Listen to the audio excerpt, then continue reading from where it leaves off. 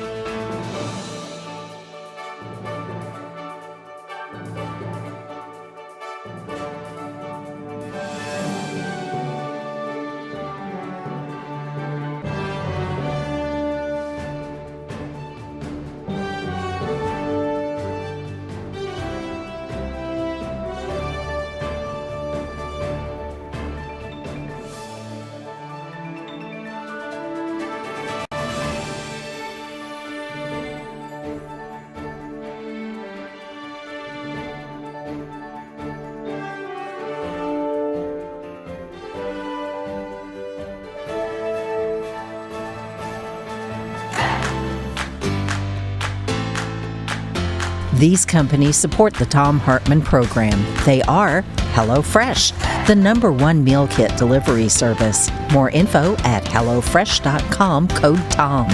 CB Distillery, CBD for sleep and pain relief. More info is available at cbdistillery.com, code TOM. Ground News, a well-rounded perspective for news readers. More info at ground.news/Tom. Angie, for any project on your to-do list. More info at Angie.com. Dinovite, a whole food supplement for your pet's immune system. More info at Dinovite.com. And ExpressVPN, the VPN that just works. More information at expressvpn.com/Tom.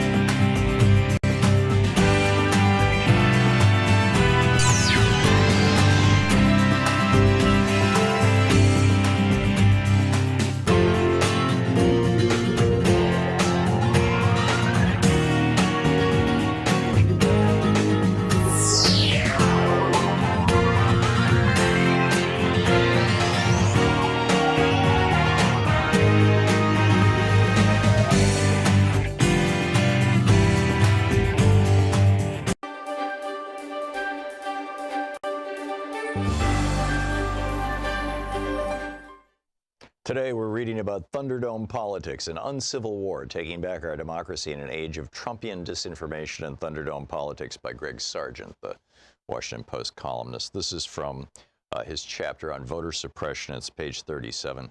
Republicans and Democrats inhabit different political realities, as mentioned in a previous chapter.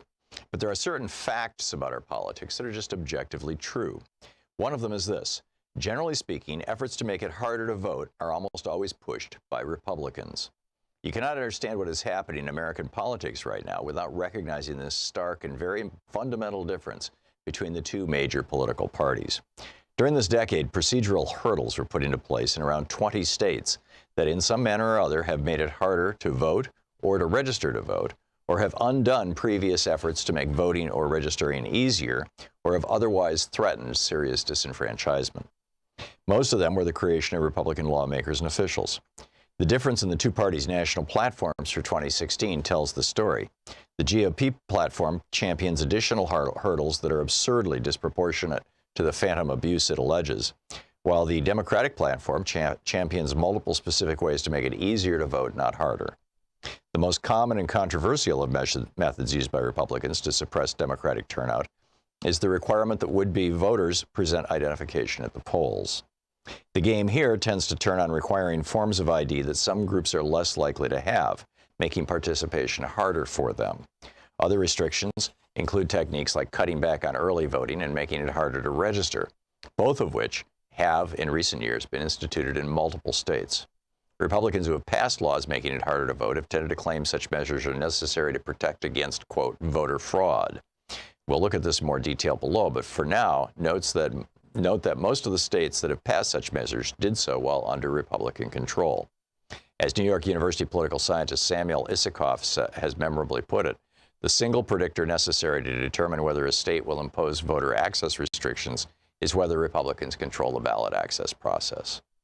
Scholars trace the modern era of warfare over election rules to the intensely contested presidential election of 2000, in which a divided Supreme Court halted the recount in Florida, throwing the presidency to George W. Bush. The closeness and partisan acrimony of that contest, combined with the intense national focus on election rules that accompanied the court battle over it, helped persuade both parties to invest much more attention and energy on those rules. As a result, both the implementation of measures restricting the ballot and the legal battles over them have intensified in recent years. A brief glance at the surprising history of voter ID laws begins to tell the story of this tightening. In the 1970s, several states implemented voter ID measures, but all of them provided for ways that voters without the proper ID could cast a ballot. By 2000, there were 14 such laws, and they had been implemented by politicians in both parties. But by the mid-2000s, amid rising post-2000 acrimony, a handful of red states began implementing voter ID laws that the nonpartisan National Conference of State Legislatures described as, quote, strict, meaning that they make it easy to disqualify those who don't pass muster. After one of those laws in Indiana was challenged and then upheld in 2008 by the Supreme Court, an escalation began that gained momentum in the Obama era. From 2010 onward, the adoption of voter ID laws in general, and of strict ones in particular, accelerated. Though a handful were blocked in the courts, as of this writing, a total of 34 states have voter ID laws in effect, 24 that are deemed non-strict and 10 that are deemed strict. The strict ones are in red states or in swing states where they were implemented by Republicans. The story is very similar if you evaluate the state's voting rules in a broader way, by including not just voter ID measures, but also cutbacks to early voting and restrictions on registration. Here the trend is just as pronounced. After the 2010 elections, the Brennan Center for Justice documented a sharp rise in efforts to pass such measures to state legislatures across the country. Not all these efforts bore fruit, but many did. By the time voting took place in Election Day 2016, some 14 states had these new restrictions in place for the first time in a presidential election. Now, as of this writing, by the Brennan Center's count, some 20 states have successfully implemented either strict voting ID requirements or cutbacks to early voting or restrictions on registration or other measures with meaningful disenfranchising effects. If you're a liberal who's frustrated by the seemingly unbreakable Republican dominance of national politics, not to mention GOP control of most state governments across the country, then the chances are that these restrictions figure heavily into your explanation of this GOP supremacy. Indeed, social media has been absolutely saturated in recent years with variations of the lament that Republican political dominance is largely maintained through a combination of nefarious and undemocratic tactics, such as ballot restrictions that keep constituencies unfriendly to the GOP from voting, and extreme gerrymanders that have, in effect, built a fortress around the GOP's majority in the House of Representatives. Democrats frequently invoke the GOP's use of these tactics, often justifiably, to raise money and to galvanize turnout. This narrative contains some important truths. Some of the forms that these restrictions on voting access have taken in recent years are diabolically obvious in their efforts to keep constituencies supportive of Democrats from voting. Still others boast the distinction of being more insidiously designed and thus less obvious in their intentions. The book is An Uncivil War by Greg Sargent of the Washington Post.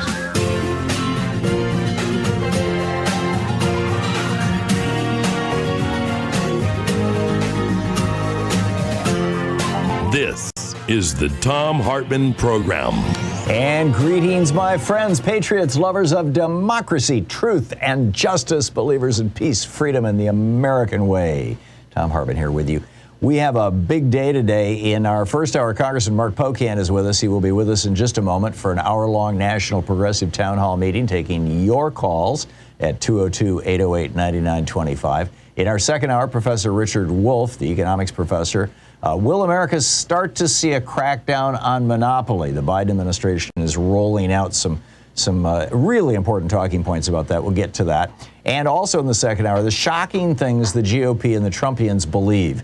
Is our reality TV media up to the task of comparing and contrasting the two political parties and judging the most likely outcomes of the directions they've chosen? In our third hour, have the Trumpians sent religion straight to hell in America? This is an amazing piece we'll get into. Also, stay tuned for the GOP death cult watch. Ho, ho, ho. How many people has Marjorie Taylor Greene harmed and killed today? And if Merrick Garland speaks while we're on the air, he's scheduled to give an address to the State Department employees at 2:30 Eastern this afternoon, which is in the middle of our third hour. If he comes on the air while we're on the air, we are just going to pick it up and carry it live because he's going to be speaking about the January 6th investigation. So just a heads up on that. And so to start our day, with us is Congressman Mark Pocan, representing the 2nd District of Wisconsin, former co-chair of the Congressional Progressive Caucus. He's on the Appropriations, Education, and Labor Committees. Pocan.house.gov is his website. Rep. Mark Pocan on Twitter, one of the hardest working members of the U.S. Congress. Congressman, welcome back to the program. And by the way, I just wanted to tip my hat to you. Back in May, you were one of 4 members of Congress who flagged the Health and Human Services Secretary Xavier Becerra about these direct contracting entities, DCEs, this effort to privatize Medicare. You, along with Katie Porter, Bill Pascrell, and Lloyd Doggett. And now Pramila Jayapal's letter has been signed by 54 or 53 of your colleagues, including yourself, with you making 54, asking them to do that. I think it's great that you're doing this, and thank you for carrying that fight for us. And welcome. And Happy New Year. Yeah, thank you, Tom. Happy New Year to you. And, to that end, the Biden administration did pause 2 of the 3 experiments that were in this area, and they deserve credit. I don't know why they didn't pause the 3rd and final one, right, which is why, I think we've still all been trying to get to them to get rid of this, what we think is an awful experiment within Medicare. As you know, we've had this conversation previously with your callers on this program, but I do want to give them credit for pausing 2 of the 3 programs that were out there. I just don't know why they're still keeping the 3rd one alive, and I think rather than pause, I would say end would be a better end goal. Yeah, amen. So what's on the top of your mind today, or just let me know when you want to just jump over to calls. But I was reminded that a year ago, Tom, on January 6th, I was on your show, and before the I won't say what I was going to say hit the fan, but that day we were on before all that had transpired, and then of course the rest of the day will live in history. So looking back at a year, that day many people in both parties spoke out and said the right thing, and then since then, unfortunately, there's been this great whitewashing by too many, or silence by too many, as they try to appease their cult leader Donald Trump into acting like something didn't happen. And I hope that as people watch that footage, you can see with your own eyes, and even the most heavy Kool-Aid drinker from the Donald Trump MAGA campaign must realize that is not a normal day at the U.S. Capitol. What transpired is real. I know that there's all kinds of other rumors out there now that, who created it, and it was, the CIA and all the rest of the stuff. No, it was Donald Trump inviting thousands of his supporters to Washington, and we're trying to get exactly to the bottom of who knew what. But we truly believe there was an organized effort behind what happened. And since that was the first breaching of the U.S. Capitol since the War of 1812, it's significant. People should care. And I'm looking forward to seeing this and hopefully a reinvigorated populace and caring about what happened to our country 1 year ago. Yeah, I'm with you. Before we get to our calls, just a quick question on my end, if I may. How is, Omicron is now something like 95% of infections being detected in New York. It's just burning through the country right now. And I'm wondering how this is affecting you, how it's affecting Congress, how it's affecting the business of government. And is there anything we need to know about with regard to that in that context, and how this might be disruptive to our processes?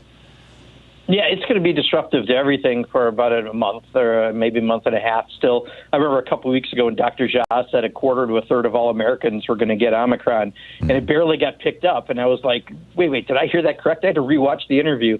And then since then, just a couple of days ago, I heard him say that he thinks by, early March, we actually may largely be out of this for the first time in 2 years because this is so widespread right now. It does seem to be less lethal, but it's absolutely more contagious. So what we're seeing are schools that can't quite open, police and fire with 25% of the people unable to work on any given day. It's certainly going to be disruptive in the short term. My hope is that what he said in the long term is also true, though, that this may help us get largely out of this. So be careful right now. At the Capitol, unfortunately, Republican members and often their staff still don't wear masks. I've got reports of that still this week. I think you're going to see a lot of people not coming to Washington and working remotely, rightfully so, between flight issues and problems with Republicans who simply refuse to accept any reality. It's not safe. People need to be, cautious. But this also hopefully will get us all out of this. So we're going to have a period of some disruption for, the rest of January and maybe a little into February. But I'm hoping that Dr. Jha's right and we'll have some cleansing coming out of this as well. Yeah, amen. Okay, well, let's pick up some phone calls here for the next hour. Congressman Mark Pocan is with us taking your calls. Lynn in Chicago, you are on the air with Representative Pocan. Lynn in Chicago on Hybrid One. Hi. Thanks so much for being on today. I'm from Illinois, but I travel to Wisconsin often. Appreciate everything you do. I have a question about parent student loans. I have loans that are between 6 and 8% interest. I work for 2 small businesses. They get all these paycheck protection loans. Can't we get a paycheck protection loan for college loans? Or a lower interest rate, just a lower interest rate. Yeah, Lynn, I'll tell you. So we are still trying to get the president to use executive order to wipe away some of the student debt that's out there. The problem is, as you know, there's a cost to it, and we're trying to pass Build Back Better, and there's a cost to various provisions there. And I think, some of those are being compared to next to each other. That's why, we haven't gotten there.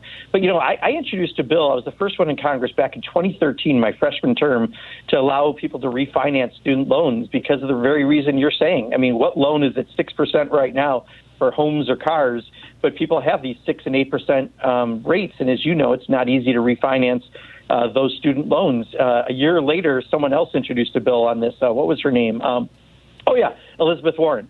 So, people who really understand this issue understand it. And I got it from a grassroots group here in Wisconsin that first raised it to me. So at minimum, I don't know why we can't just allow the refinancing of student loans so that people can take advantage of pretty much historic low rates while we're figuring out how to deal with the debt as well. You can do both things. And what you just brought up would exactly solve it. At least we would save you some money on the short term, like you could refinance anything else. But also, let's get rid of that debt. Amen. Amen. We're the only country in the world where people have student loans like this. It's insane. Congressman Mark Pocan, one of the really good guys, with us for the hour, taking your calls here on the Thom Hartmann Program. Middays with Mark. We'll be back with more of your calls for Congressman Pocan right after this quick break. Stick around. This is the Thom Hartmann Program. You can find Congressman Pocan's website at Pocan, POCAN.house.gov, and his Twitter handle is Rep Mark Pocan.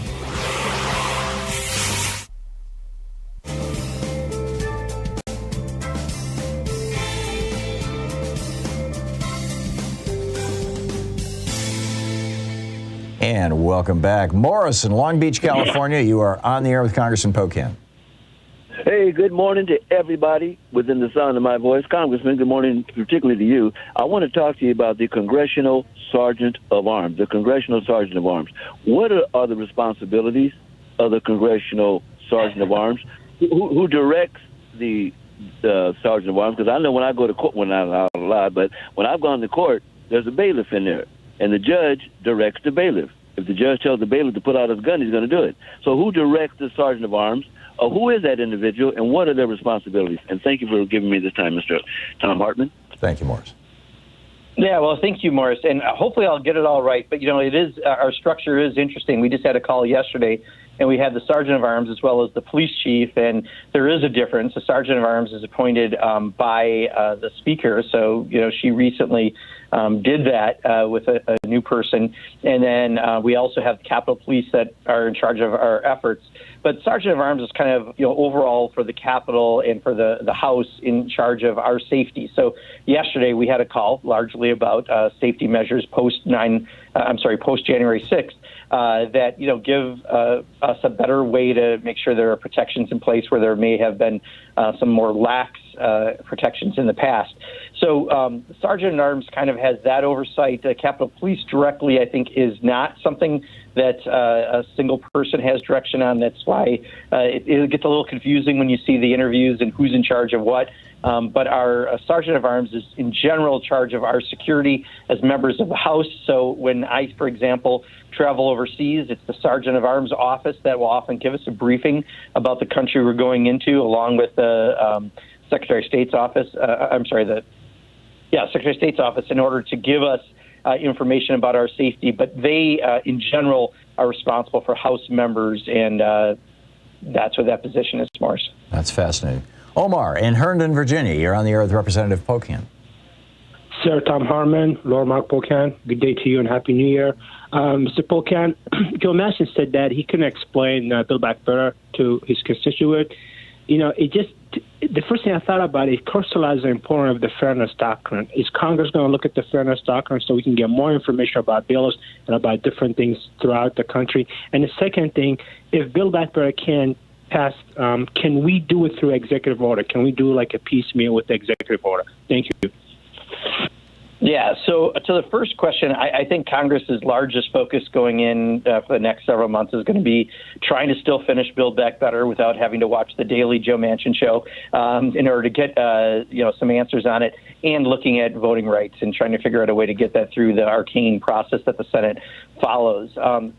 To the second part, yes, there are some provisions that can be done through executive order, and the Progressive Caucus has recommended that the president take those actions now to get some of those things in place.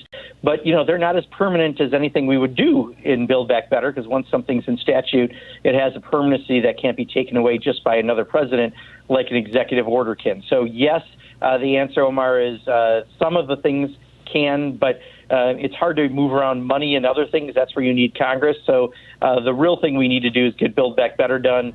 There still are conversations happening behind the scenes in the Senate to do just that. Middays with Mark, with Congressman Mark Pocan with us for the hour, taking your calls. We'll be back with Representative Pocan in just a moment. You can check his website at pocan.house.gov. You can tweet him at Rep Mark Pocan. Stick around. We'll be right back.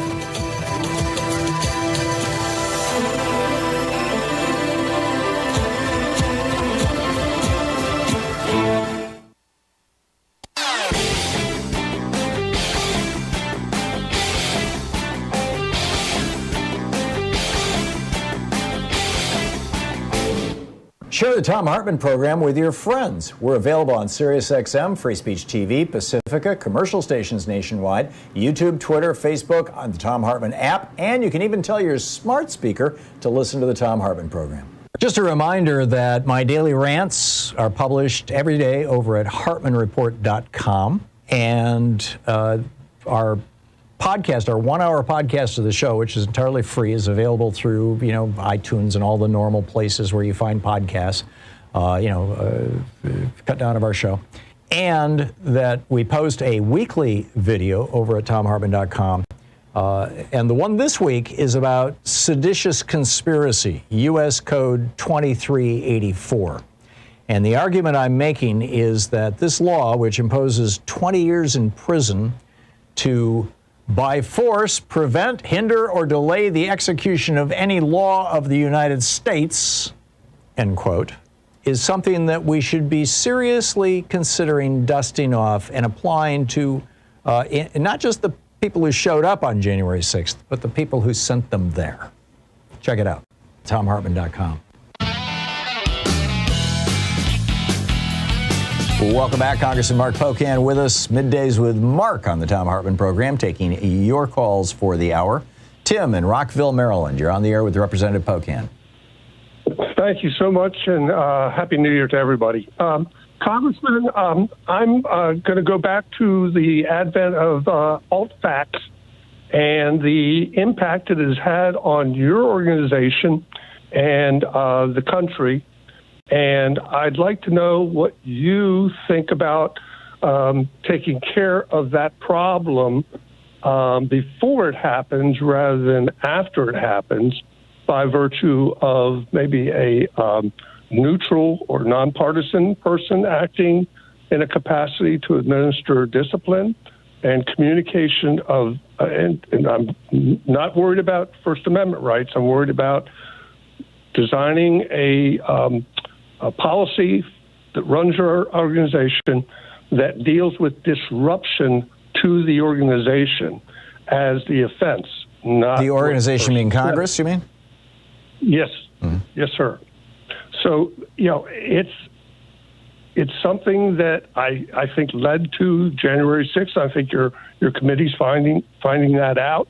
It's led to numerous other.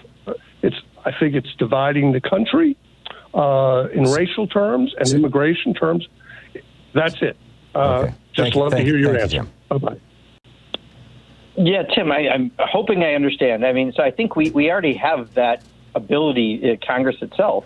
We've had a vote to reprimand some members. We have the various institutions, whether it be Capitol Police, Sergeant-at-Arms Office, other entities that can provide for the normalcy, I think, is what you're looking for. That happens. The problem really has been in the last year, you don't have two political parties working together to have respect for the institution of Congress that will exist long after I'm not in Congress and, for all of us. That's the real problem. So when we put together a commission to deal with January 6th, and Republicans won't participate formally, and we had to do it more informally. I mean, the real problem is Kevin McCarthy needs to stand up to the cult leader, Donald Trump, and they've refused to. It's something we've never had before. This is a phenomena that hasn't existed, and until somehow they decide that they're a political party again and not just an extension of the Trump operation, that's at the fundamental core, I think, of what we really have. But more people need to be institutionalists. I consider myself an institutionalist, that, I respect an institution that's been there way before I have and will be there way long after I'm there. We need everyone to have that sort of approach towards Congress. Rondi in Vashon, Washington. You're on the air with Representative Pocan. Thank you so much for taking my call. I'm calling to find out how anyone could possibly believe, when Trump watched the riot for more than an hour and a half, that Antifa or the CIA or any other left-leaning organization could possibly have been involved, because otherwise he would have stopped it. Rondi, you are being far too common sense. You're showing way too much common sense. I agree with you. How can you watch what happened, and then we now have members of Congress who even that day said, President Trump, call off your troops. Everyone that day seemed to speak out of one voice as an institution, and now people are saying, well, it was like any other tourist day at the Capitol. I mean, Tom, we have video that shows it different, but people are ignoring their own eyes because the Republican Party has become a cult, and that is truly the fundamental problem that exists. So that's why we have this commission, to find out if there were people involved, which I clearly believe there were, that had organized this. They need to be punished. I wish more Republicans who weren't involved would still speak out, but I understand Donald Trump has huge sway in Republican primaries. But Rondi, I mean, you're speaking with way too much common sense. We have all seen what's happened, and yet people are willing to ignore what they see with their eyes and believe these other conspiracy theories because Donald Trump has said so. And that's just an incredibly sad state of where we are. 1 minute to the break. John in San Francisco, you have a quick one for Congressman Pocan? No, but I'll try, Tom. Thanks for listening. I give Congress on the January 6th committee about a 3-star rating, and I don't think they can go any higher without police powers. So given that, couldn't Merrick Garland announce a special prosecutor today and also announce that he's stepping down as AG, and we could put someone like Liz Warren in? Or I don't want to put Klobuchar in, but somebody like that. Sheldon Whitehouse. Heat. Yeah. But let's get the answer here, John. Before you answer, can you and I and Tom all say together in unison, lock Trump up? Yeah, lock Trump Got up. it. Thank you, John. Yeah, John, I'll tell you, I don't think you're going to see Merrick Garland step down. Just not going to happen. I'm not seeing that scenario. I think the real thing is, though, the Department of Justice has to enforce subpoenas, because the subpoenas have to mean something, like they always did prior to Donald Trump. And if we can do that, we'll get to the truth, and you can upgrade that star rating of how they're doing. There you go. Congressman Mark Pocan with us. It's Middays with Mark on the Thom Hartmann Program. Congressman Pocan coming on every week or every other week here on Wednesdays, taking your calls for the hour. We'll be right back with more of your calls for Congressman Pocan in just a moment. You're listening to the Thom Hartmann Program. Call 202-808-9925. Pocan.house.gov on the internet. Rep Mark Pocan on Twitter. We'll be right back.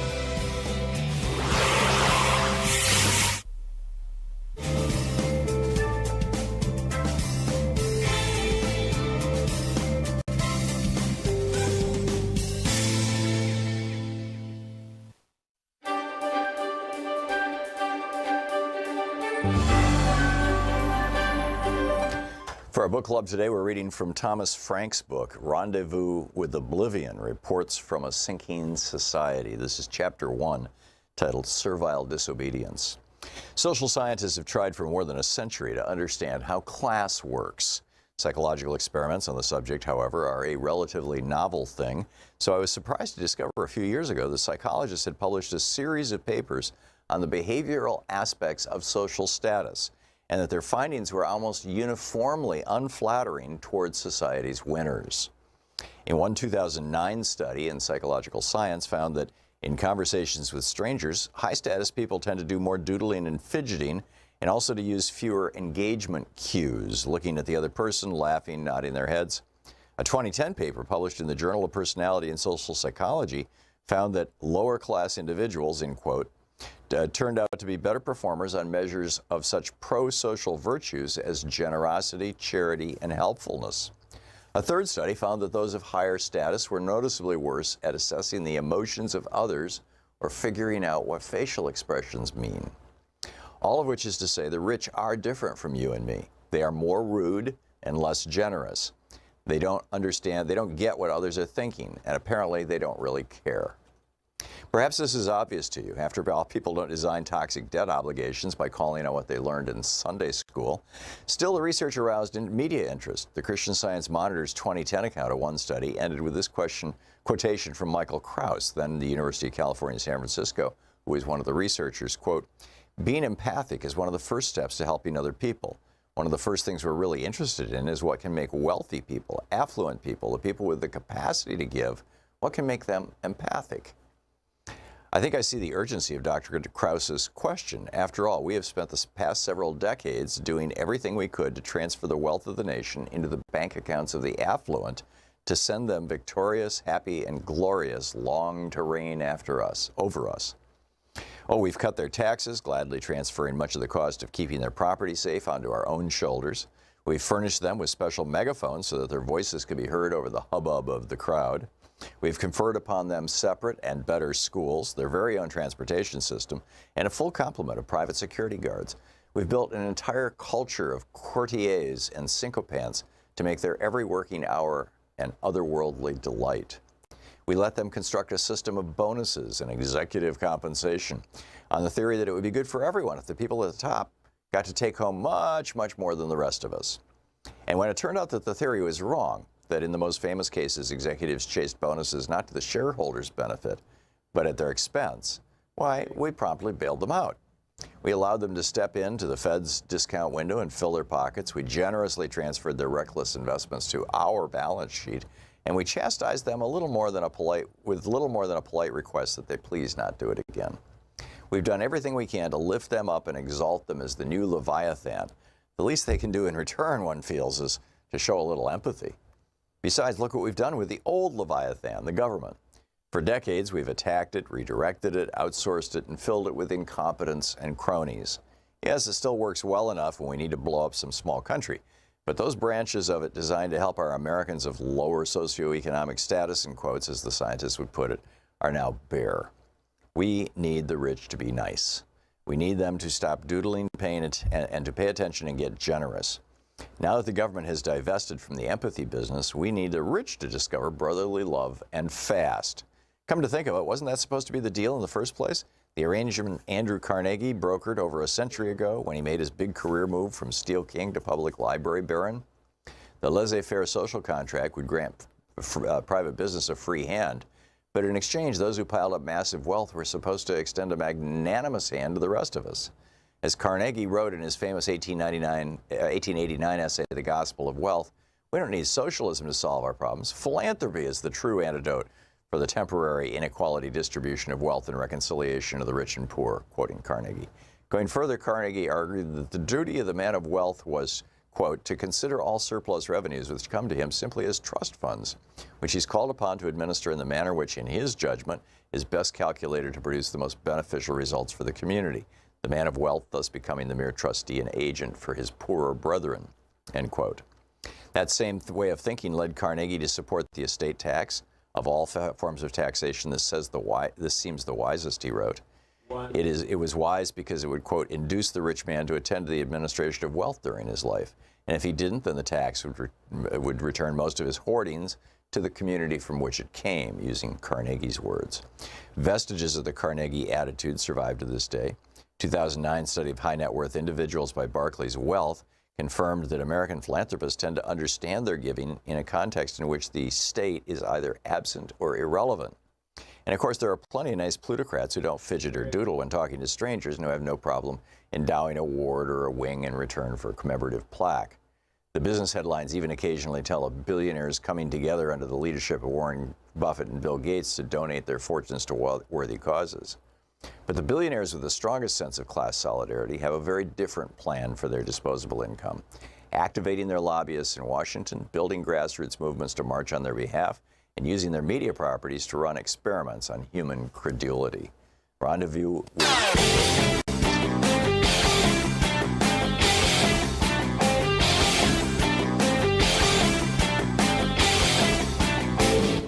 Hey, thanks so much for sharing our program and for reaching out to our stations and sponsors and letting them know that you're listening. It really means a lot to us.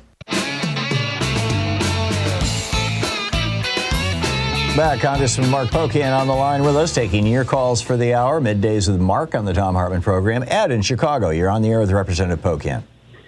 Yeah, Congressman, first of all, I don't mean this to be disrespectful. It may come across that way, but I have a ton of respect for all of you who are serving. But it comes down to language and trying to break through, using language to try to break through to the corporate news. Are there any Democratic members who are in safe districts who can start calling these fascists? I mean, the impression I get from talking to people who don't listen to this station and only show up for the presidential elections and who we need to reach for 2022, the impression that they are getting is that the only people who aren't aware of how close we are to losing our democracy are the Democrats in Congress right now. When is anybody going to start using language that will break through to the corporate news? Got it, Ed. Everybody knows. Got it, Ed. Thank you. It. Yeah, Ed, I'll be blunt. I don't think the corporate news is going to put you on to talk about fascism. That's not how they operate. They put. You've probably seen the same people on over and over and over. Some of that is because leadership gives those to certain members. That's why you see it all over and over. And some of it's because of a person's committee or caucus or something they're involved with. But it's not as though they're going to look for folks to say that. And I don't really think it'll solve the goal of what you're looking for either. What we need is the corporate media to actually look at the news that's going on in a way that doesn't just help them sell detergent. And that's the problem right now. They put on what they think is sexy that will bring in viewers.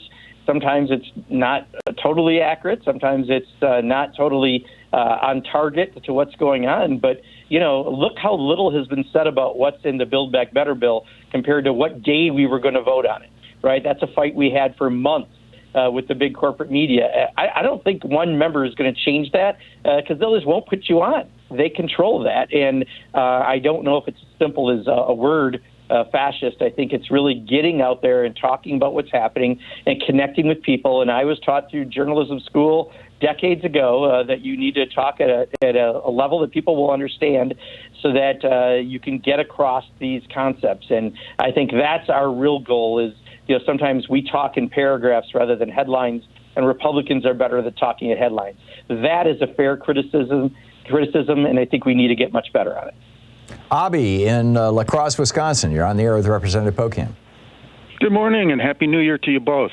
I'm not a lawyer. I don't play one on TV, but I try to stay a little well-read on this stuff. And my understanding is that in a court of law, if somebody takes the Fifth Amendment, you're not allowed to hold that against them. You're not allowed to say, oh, they must be guilty if they're taking the Fifth. My question is whether that same thinking applies in congressional hearings and in depositions and so on. In other words, when Roger Stone's taking the Fifth, that makes him look as guilty as sin, can we make that presumption outside of a court of law in these hearings and such? Thanks a lot. Yeah, I think, Avi, the public, in calling from Wisconsin, thanks so much, my home state, certainly people get that, right? And the problem is right now, people are being subpoenaed. They're just refusing to come because either they're, one, not going to be in a position where they won't answer questions, or two, if they actually answered questions, they'd probably be culpable somehow themselves or put other people at risk. So what they're simply doing is the Donald Trump way, which is refusing to participate in a legal process, which is why the Department of Justice ultimately, I think, has to act on these subpoenas and force people to either come and testify, even if it is just to plead the Fifth, or sit on a slab in a jail, because we can't allow people to not make this democracy work. And right now, under Donald Trump, from Steve Bannon to so many other people, they're choosing the Trump way rather than the Democratic way, small d Democratic way. And we need to get people to do what they've always done prior to Donald Trump, even if it's hard, even if it's not good for them, but they have to follow the law. And right now, Donald Trump largely has encouraged people not to follow the law. Paul in Woodinville, Washington. You're on the air with Representative Pocan. Yes, thank you, Representative Pocan. I want to see the Democratic Progressive Caucus become, and I'm going to talk about Medicare here because that's how you and Tom opened up, much more aggressive and astute and quick on the draw in pointing out the failures of Republicans in Medicare policy and lack of any policy, but they're complete failures and have been for decades and decades. And I want to point something out. Last night, a night of insomnia, I began to wonder, why did Ronald Reagan say, "There you go again," to Jimmy Carter? And I was astonished when I looked up on YouTube to find out they were debating Medicare. And Jimmy Carter was trashing Ronald Reagan's record about trashing Medicare back in the early 60s.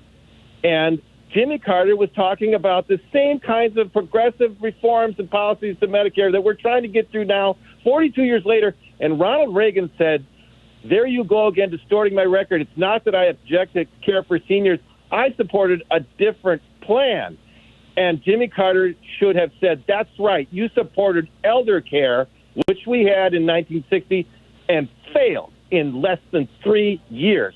That's when we got Medicare, after the Republican policy failed. We have two failures in Medicare Advantage and the prescription D program. They are cost busters, and we're not pointing it out. I guess they're too big to fail. We have to keep funding them. But we need to start pointing out that Republicans have nothing but failures on that record. And Reagan also had a stolen copy of Carter's debate prep. Congressman?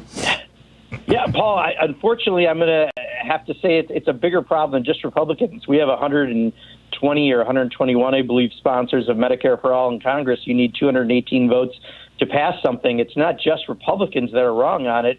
There's a huge special interest lobby in Washington and in states that fight against this because of the profit that's out there under the current system. So it's not just Republicans in this case. This is a case where the special interests have way too much influence, period.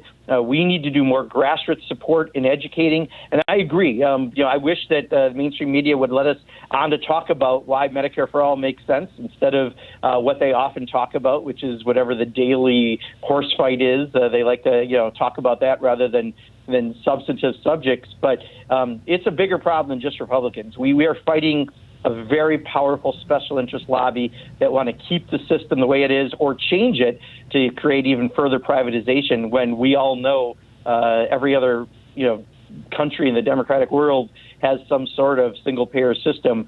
So we should have it as well. Susan in Seattle, you're on the air with Congressman Pocan. Oh, hi, Congressman Pocan. And hi. Thanks for taking my call. I'm calling because I'm the Omicron messaging from the White House, and also now it seems like from governors and my federal rep, Adam Smith, seems to be that they want to deny what's happening in hospitals and schools. And after the meeting with the governors, I thought maybe he was saying this is all on you. The federal government won't be helping you. But now my governor, and I heard from someone, the one in California, they've gone kind of radio silent. And it's just schools are safe, vaccine works, all about vaccine, nothing about ensuring ventilation and masking. So it feels like we're being kind of diluted or gaslit here. And I'm wondering if is that what's happened in D.C.? Is that the top-down message that maybe the economy just can't take something like a lockdown? And it looks like it's possible that we run the risk of having lockdowns through schools because of sick people and also hospitals. So it could happen in a pretty chaotic way and not really be that great for the 2022 midterms. What do you think about that? Sure, Susan. So I do think, there are some that are concerned on that. But, I'll tell you how I talk about it. We have a mask mandate in my county, Dane County, Wisconsin, and it's always made us one of the safest counties in the entire state. We also have a high vaccination rate, but we have a mask mandate, and that's protected us. Right now, we know with Omicron, it's not just a mask. It's an N95 or a KN95 that's going to protect you the best. And even if you're vaccinated, you may still get this. We're seeing that happen, but you'll be far safer as far as long-term consequences, it also looks like. So while the cases are going up, I look at that New York Times chart every day, several 100%, where I think we had, 700,000 plus people in one day test positive. The deaths are still going down by a couple percent. So the good news is Omicron is a less deadly but far more contagious variety. Now, most recently, Dr. Jha, who I have a lot of respect for and often consults with the House Democrats on this, has said that he thinks the next 2 months, a quarter to a third of all people will get Omicron. But after that, he just recently said this in an interview, he thinks that we're going to be in a pretty good place, maybe the best place we've been for a couple of years, because a lot of the folks that haven't been protected will now have some protections in place because of what happened. But I completely think that wearing a mask is the single smartest thing. Our schools are virtual this week only because there aren't enough staff there able to work. I heard at one point New York had 25% of its police and fire unable to work because of this. You're going to have a tough month of January and maybe a few weeks into February going as we get through this. But I'm hopeful that at the end of this, we actually may be at a point that we could have been a long time ago if Donald Trump would have taken this seriously in the very beginning. Yeah, if only. We are literally the worst in the world for deaths and infections. It's just, and it's all the legacy of that, Congressman. Congressman Mark Pocan is with us, taking your calls for the hour. Middays with Mark here on the Thom Hartmann Program. You can find his website at Pocan, POCAN.house.gov. You can tweet him at @RepMarkPocan. We'll be right back with more of your calls for Congressman Pocan. You're listening to Thom Hartmann. Visit ThomHartmann.com for audio and video archives. Congressman Mark Pocan with us, Middays with Mark. Back to your calls in just a moment.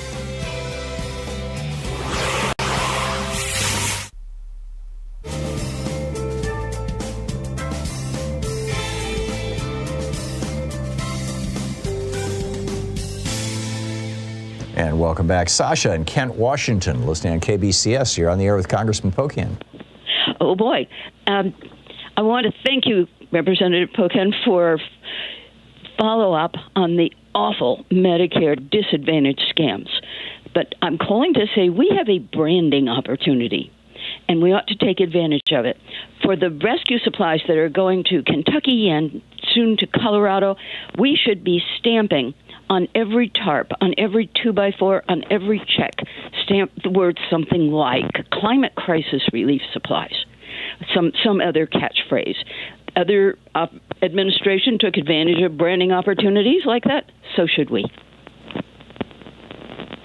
Yeah, I'll tell you, my main thing, Sasha, is I would love to have us direct more of our defense dollars towards defense of the country in the terms of climate change, not just to private contractors, right? And I think there's some ways we're working on this moving towards the future. And Barbara Lee and I have founded a Pentagon Spending Reduction Caucus that, this is one of our focuses. So I know what you're saying, and I agree that we should be putting far more efforts into that because it is just like investing in pandemics. All these things are in defense of the country, and that's good branding. I also will say, Tom, I don't know if you've had a chance yet to have Lloyd Doggett on, but Lloyd, one of my colleagues, who's one of those 4 that signed that letter back in May, he really is kind of the expert on this. He serves on the Ways and Means Committee, and I think he would be great to have on your program because he has been doing this for a very long time, and we need to get more of this information out for the public to understand how these programs work. Sean has reached out to his office. We have not. I'm sorry? Oh, she says they're working on a date right now. So, yeah, good news. Good, yeah. Thank you. Yeah, he's a great colleague of mine, a good friend. And, this and prescription drugs, Tom, ask him about that, too, because I don't know if there's another expert in Congress other than Lloyd Doggett when it comes to an issue like that. Cool. Thank you. Ed in Belfair, Washington, you're on the air with Representative Pocan. Oh, Happy New Year, gentlemen. Representative Pocan, my question has to do with greed, and it's all about the inflation that we're having. Everything that I'm reading and everything that I'm looking up and stuff is that the profits are going off the charts. I think it's all greed. I was just kind of curious to what your thoughts are on the inflation part of it. I don't see why pharmaceutical companies and the ag companies that are controlling everything should have the right to just raise prices whenever they feel like, just to make the one side look worse than the other side. Thank you. It's called monopoly. Yeah, Ed, a lot of it is greed, and let me give you a couple examples. One, I followed when back last year, I think it was March, might have been April, in Texas when their infrastructure for energy was not equipped for cold weather, and they had a big shutdown and it affected oil processing, and gas prices went up. But they never really went back down, and I do think part of that was just gouging by the oil industry, and I believe the Biden administration believes that as well, and they've said that. I wish maybe it was said more aggressively, but I do think that's part of why we're paying what we're paying for in the pumps. Also, the reason we've had some shortages on goods, and whenever you have shortages on raw products, and I'm a small business owner for 34 years, you're going to see prices go up because there's scarcity in the market. But much of that is because people were trying to save money by producing things cheaply overseas. Again, greed. So you're right. Greed comes to much of why we have the inflation we have. We'll be back with more of your calls for Congressman Pocan in just a moment. You can find his website at pocan.house.gov. You can tweet him at @RepMarkPocan. It's Middays with Mark here on the Thom Hartmann Program.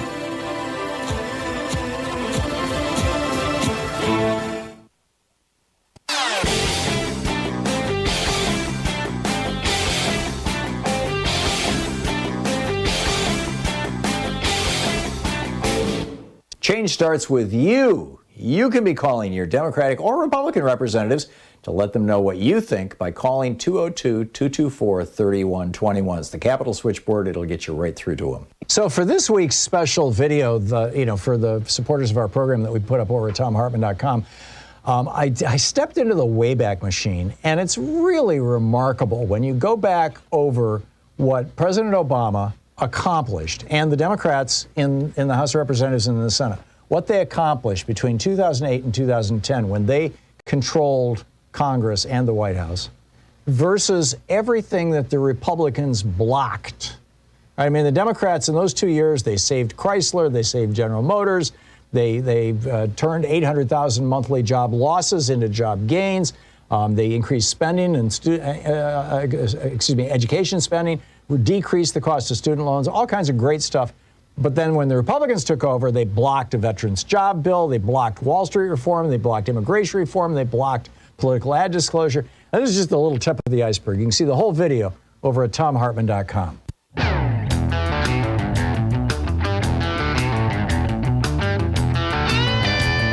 We are taking your calls for Congressman Mark Pocan today on Middays with Mark.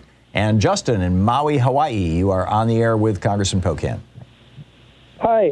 I was watching the Secretary of Education today talk about possible policies to address the teacher shortage crisis. At my school, first quarter, we had 326 staff absences, which was 7.2 staff absences a day, 1.5 no subs per day. And that's got to at least triple this quarter. So my question is, do you see Congress or the president offering new federal policies to address the sub shortage, teacher shortage, and bus driver shortage moving forward?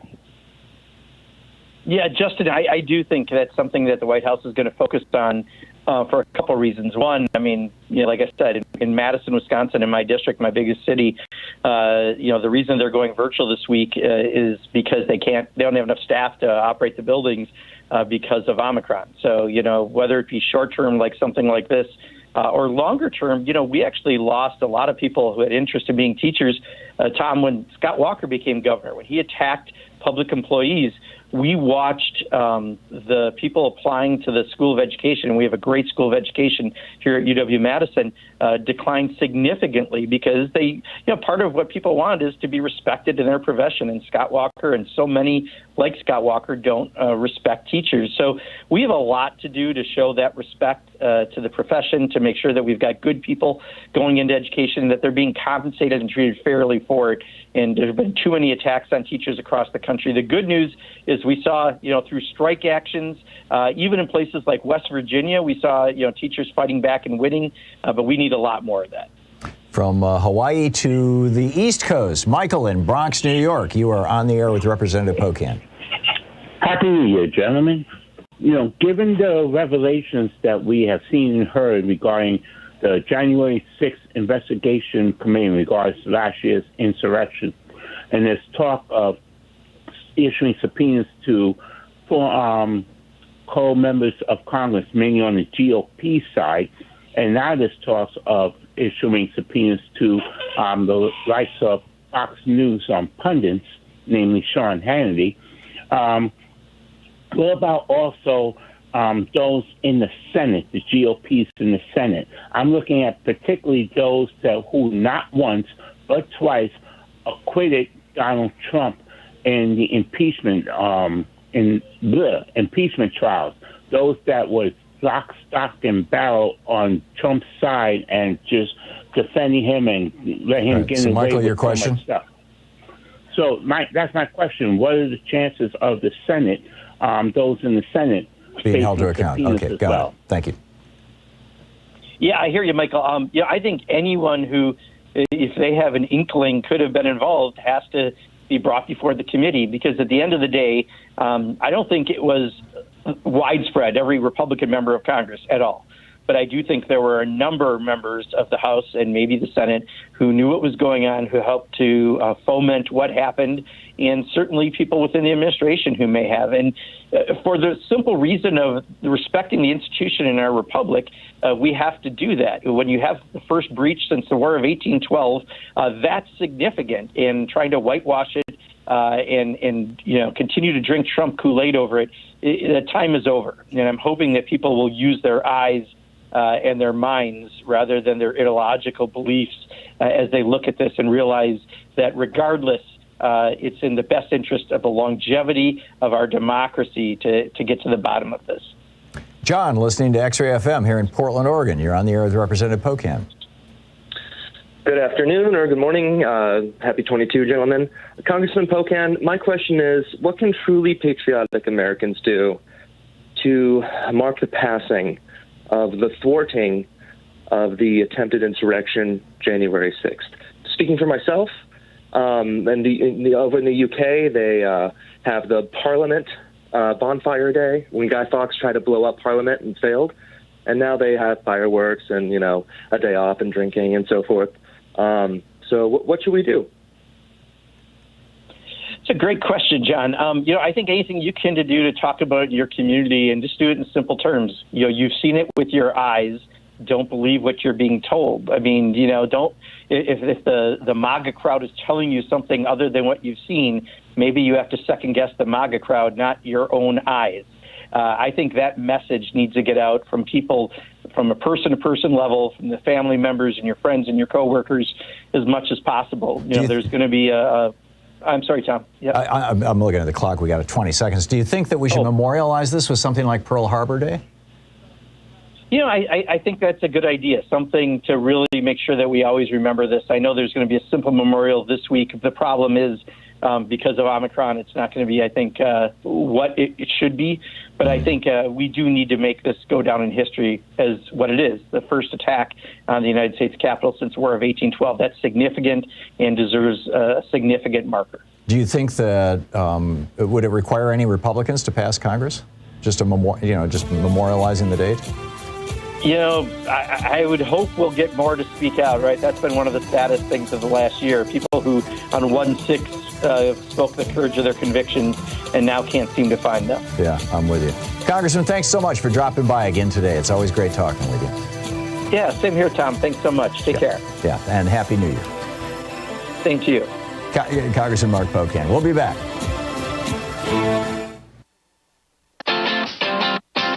You're listening to Thom Hartmann.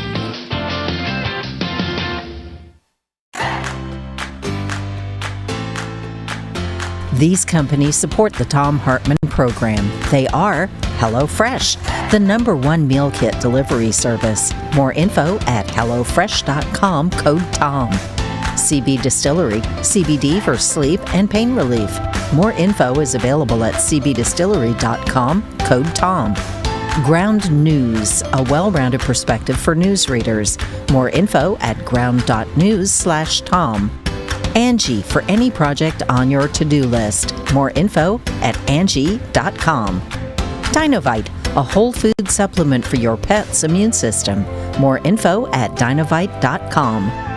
And ExpressVPN, the VPN that just works. More information at expressvpn.com/Tom.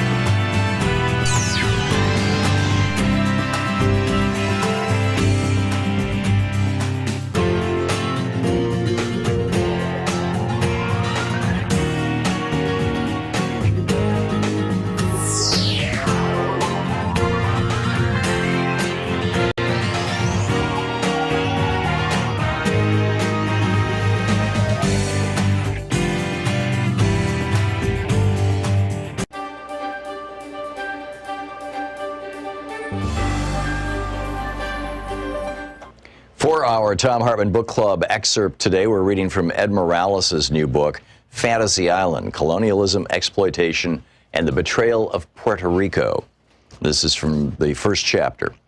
There was never any doubt that the United States wanted Puerto Rico for its own when it began a war with Spain near the turn of the 20th century.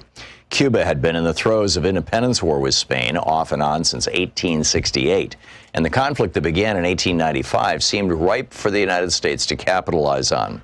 The sinking of the USS Maine, an American naval ship destroyed by an explosion while moored just outside Havana, fueled American entry into the war. Although there are conflicting theories about the source of the explosion, including the likelihood it was caused by a spontaneous internal fire, William Randolph Hearst's newspaper chain blew up the incident into the perfect catalyst for the United States to enter the conflict. When Theodore Roosevelt entered the fray with his army of Rough Riders, the whole affair came as no surprise to anyone who'd been paying attention to the lust U.S. government leaders and military had long expressed to expand southward and westward. And although the idea of manifest destiny was at the forefront of the political discourse of this period, it's less often observed that the United States' expansionist gaze was saturated with racial language and attitudes, at once desirous of and repelled by Latin America's mestizo mulatto social dynamic. The Haitian Revolution at the end of the 19th century and into the 20th created a U.S. obsession with both Cuba and Puerto Rico because of the potential of a similar black-led revolt on those islands. In 1826, Virginia Senator John Randolph feared that such a revolt would render the southern United States vulnerable to invasion from Cubans in rowboats. For this reason, he objected to the United States participating in the 1826 Panama Congress because American diplomats would have to endure the horror of a U.S. diplomat taking his seat in the Congress, quote, beside the native African, their American descendants, the mixed breeds, the Indians, and the half-breeds, without any offense or scandal at so motley a mixture, end quote. The logic driving this perspective underlined not only the importance of slavery to the emergence of capitalism in the 19th century, but also, as Matthew Karp points out in this vast southern empire, the extent to which slave owners and their elected representatives disproportionately shaped U.S. foreign policy. Going back as far as the Haitian Revolution, fear of a successful slave rebellion in the newly formed United States strongly motivated Southern politicians. As Karp mentions, to that end, Presidents Madison and Monroe, quote, used overwhelming force to destroy black maroon settlements in southern Florida, end quote. Fear of slave rebellions also briefly united the interests of American slaveholders and Cuban elites who wanted independence from Spain, but in the late 19th century, after abolition, Roosevelt's forces fought in conjunction with Afro-Cuban armies against their common Spanish foe. The move to wrest Cuba and Puerto Rico from Spain came just as Spain had finally relented to end slavery as a concession to black rebel Cuban armies that had formed to push for independence. In a further move to placate continued unrest on the island, in November 1897, Spain signed automatic charters for Cuba and Puerto Rico, which gave limited home rule governments to both islands.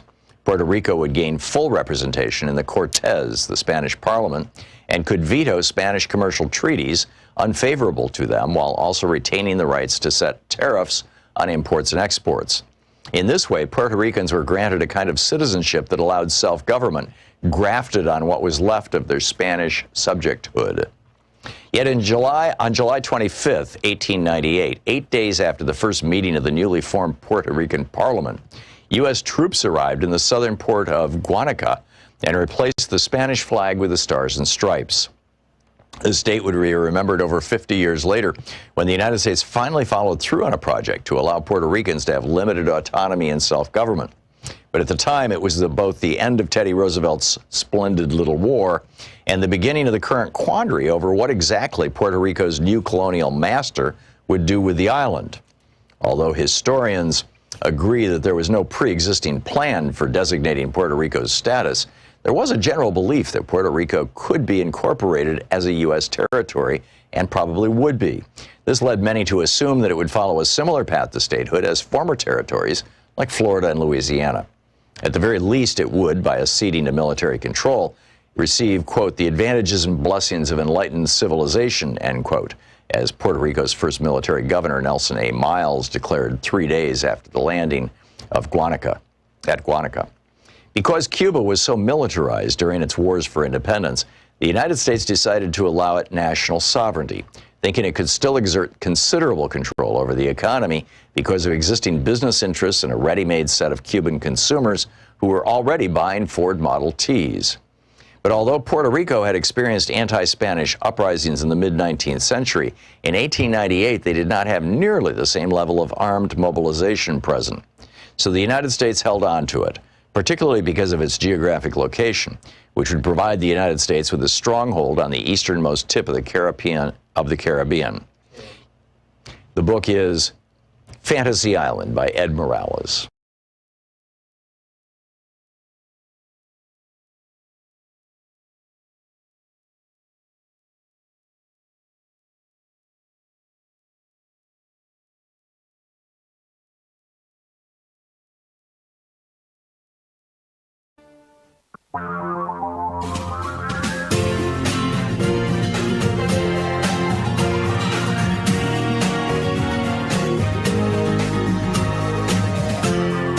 This is the Thom Hartmann Program.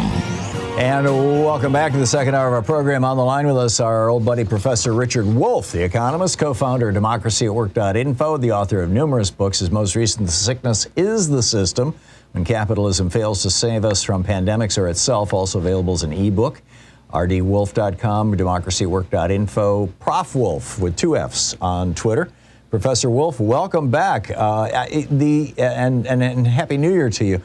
This morning, the White House, I think he was the deputy economic advisor, was on television talking about how the North American, in the United States, the meat processing industry, 85% of the industry is controlled by 4 companies.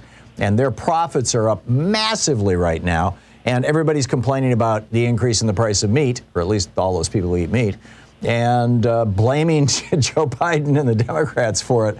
Monopoly seems to be driving inflation pretty aggressively. I'm curious your thoughts on this and how we should address this and where this all might go. Sure. And first of all, Happy New Year to you, Tom. It is a pleasure working with you. And I know I express the feelings of all your listeners and viewers that we're grateful that you're there and that you keep doing what you've done so well for so long. Thank you. Having said all that, let me make it really clear to get to the core of it.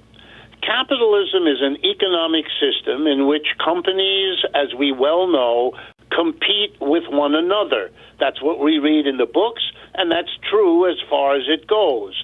What isn't spoken about is the fact that one of the things that companies typically compete over sooner or later as they grow is what we call market share. The companies want to have a bigger market share until they are one of either a tiny number, and we call that an oligopoly, or they're the only one left standing, and we call it a monopoly. And the reasons companies always want to get to that point is because if you're one of a few or if you're the only one, you can charge more than you could when you had to fear competitors retaliating against you if you raised your price and they chose not to. And when you have only a few, like the 4 that dominate the meat processing industry, well, then you can jack up your prices, contribute to the inflation, and make a lot of money in the process, which is why capitalists do that. The only thing that's bizarre here in these stories is that anybody in their right mind who knows American history, where we have seen this literally innumerable times, would want to blame it on this or that president, this or that political party. All of these fellows, and women too, insofar as they're involved, have been watching this process their entire lives.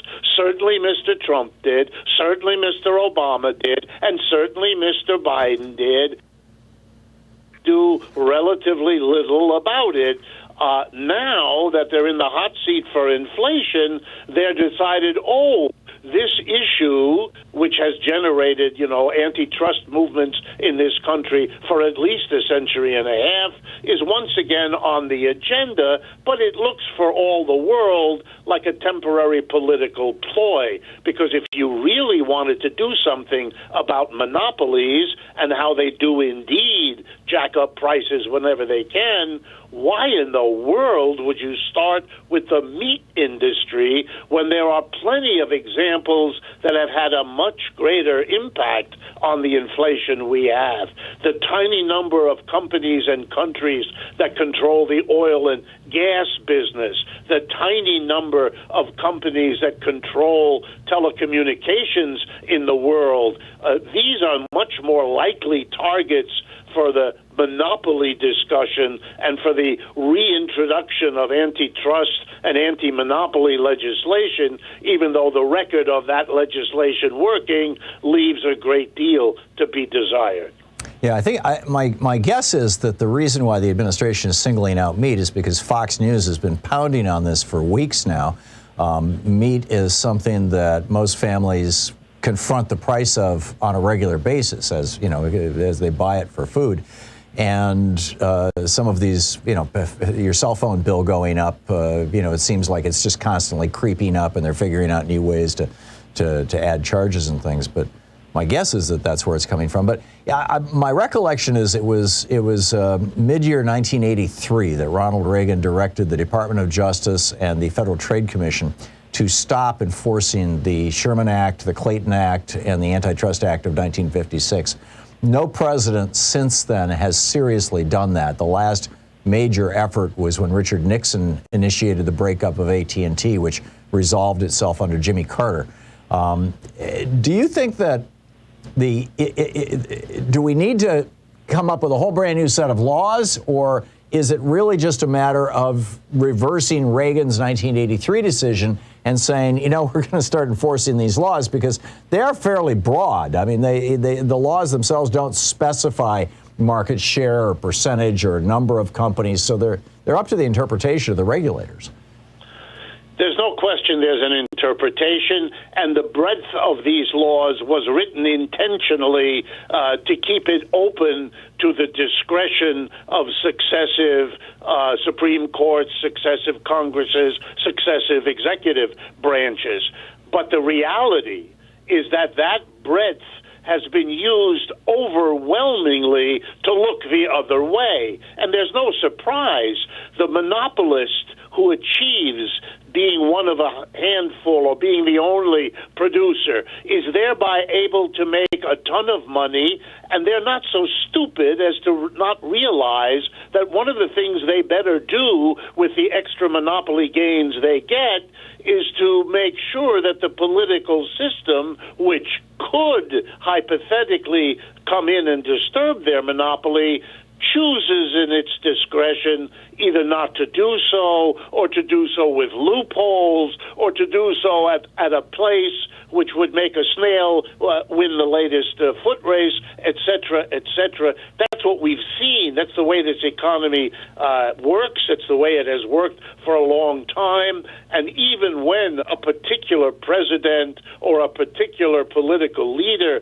finds it expedient to speak a good line about monopoly or to initiate a legal procedure, the larger picture is one of the Clayton Act in 1914, the Sherman Act back in 1890, are mostly dead letters. They do not alter the fundamental thrust of our capitalist system, which is an incentive structure to get every company hoping for, dreaming for, and maneuvering to get precisely the monopoly status that these laws suggest are not wanted in terms of what the society needs. Yeah, just very quickly, given that we appear to be having around 5 or 6% inflation this year, what's your sense of how you would slice that out? I mean, what percentage of that is attributable to monopoly? What percentage of it is just a hiccup in supply chains?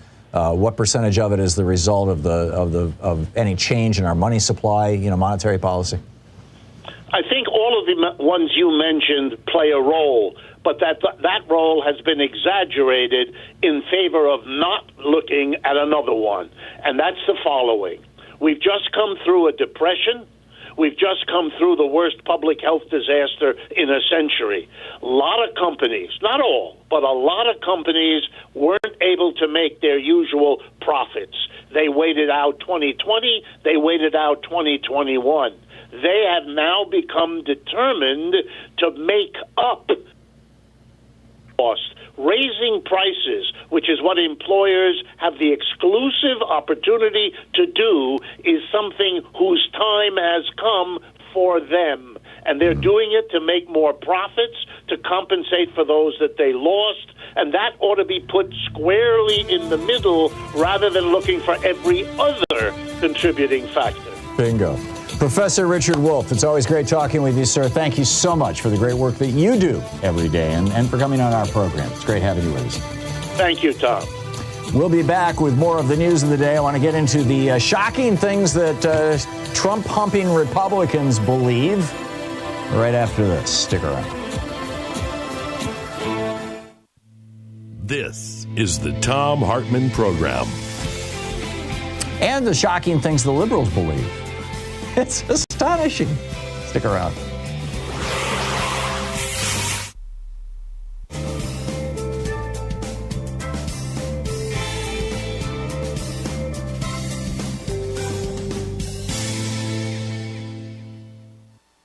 And welcome back. Tom in Fairfax, California. Hey, Tom, what's on your mind today? Hey there. Say, I have some ideas for messaging for the Democratic Party. And in part, it's inspired by Jeremy Raskin's new book, Unthinkable, that just came out yesterday. I started listening to it. He does it on Audible himself. Absolutely inspiring. And you were looking the other day for ideas about what to call January 6th. And I was thinking, instead of commemorating it as a day, we should not of mourning, we should commemorate it as a day of appreciation by calling it Democracy Day. And that would be a day to contemplate what we almost lost and a day to show our gratitude to those who fought off the mob to preserve our nation as we know it. It should be something we're proud of, like, Cinco de Mayo sort of thing. Yeah, so celebrate those members of Congress who didn't flee the building, who came back in the middle of the night and voted to certify the election and maintained our democracy and our Constitution. Exactly right, and the Capitol Police and the people that fought them off, and to show that democracy worked. It worked. We preserved it. You're right. So instead of a day of mourning, have it be a day of triumph. And celebration, absolutely. And further, they could take it and apply the term, instead of using the term Election Day as the approaching elections come up, they could call, hey, what are you going to do on Democracy Day? This is your day to participate. This is your day to stand up and use the privilege that you've been given, instead of it being sort of this chore or burden that we have to do as citizens. I like it. I like it, Tom. I like it a lot. Tom, thank you. Cool. Thanks for recalibrating my thinking. I appreciate it. Leon in Maroa, Illinois. Hey, Leon, what's on your mind? Thanks for watching us on Free Speech. Happy New Year, neighbor. Back at you. I just had a question. I'd like your opinion. Back in the early 70s, I wasn't paying much attention to the economy. I was just trying to make a living, newly married. And Richard Nixon froze prices and wages. Right, in 72. I was really upset about it. What would that do to our economy at this point? Would it until things settle down with the supply chain and whatnot? What's your opinion on that and the virus? It's interrupted everything in the world initially, but I just wonder, what would happen. The theory that Nixon was operating under when he did his wage and price freeze was that the disruption to our economy had been driven by the interruption of oil to the United States. This was the result of the first and second Arab oil. Well, there was the first Arab oil embargo, and then later when the Shah left, that was actually after Nixon was gone. When the Shah left, it happened again because their oil went offline. But the big one was the Arab oil embargo. And that's when you and I must have gotten married around the same time. I think I was married in 71 or 72. And we were seeing these long lines and all this kind of stuff. And so his theory or his idea was, rather than because this is such an essential thing to the economy, oil, everything runs on oil, that rather than letting it scramble the economy, we're going to put the economy into a state of suspended animation here until this oil price recovers. I'm not sure. I've seen historical analyses suggesting that actually worked, that it did produce a pause, that it slowed down the trend toward massive inflation. On the other hand, I've seen economic analyses that said that, he shot himself in the foot. So I don't frankly know what to think of it. I'm sorry, Leon. I don't have a definitive answer. Thanks.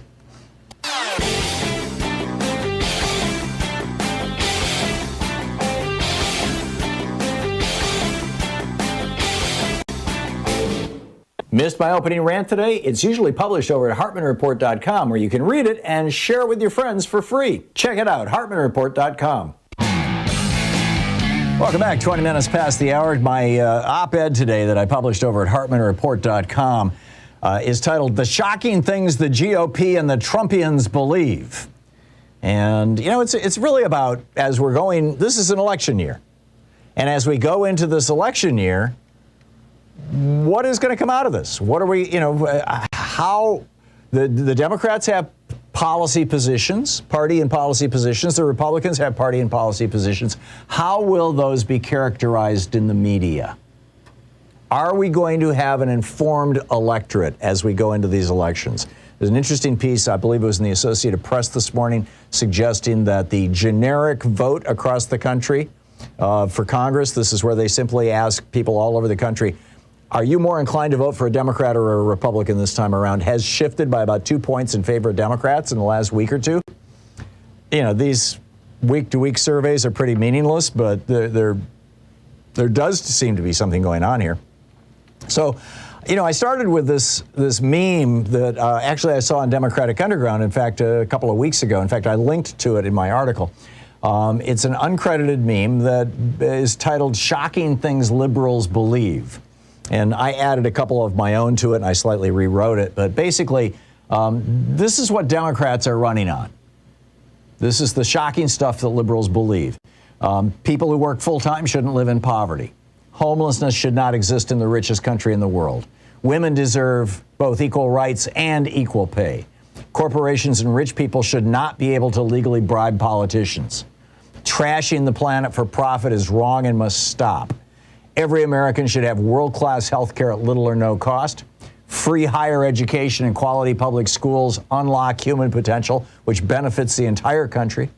Children should learn the true racial history of America so they can empathize with their peers who are still experiencing these problems and grow up to become well-informed adults. Women should make their own medical decisions, not politicians.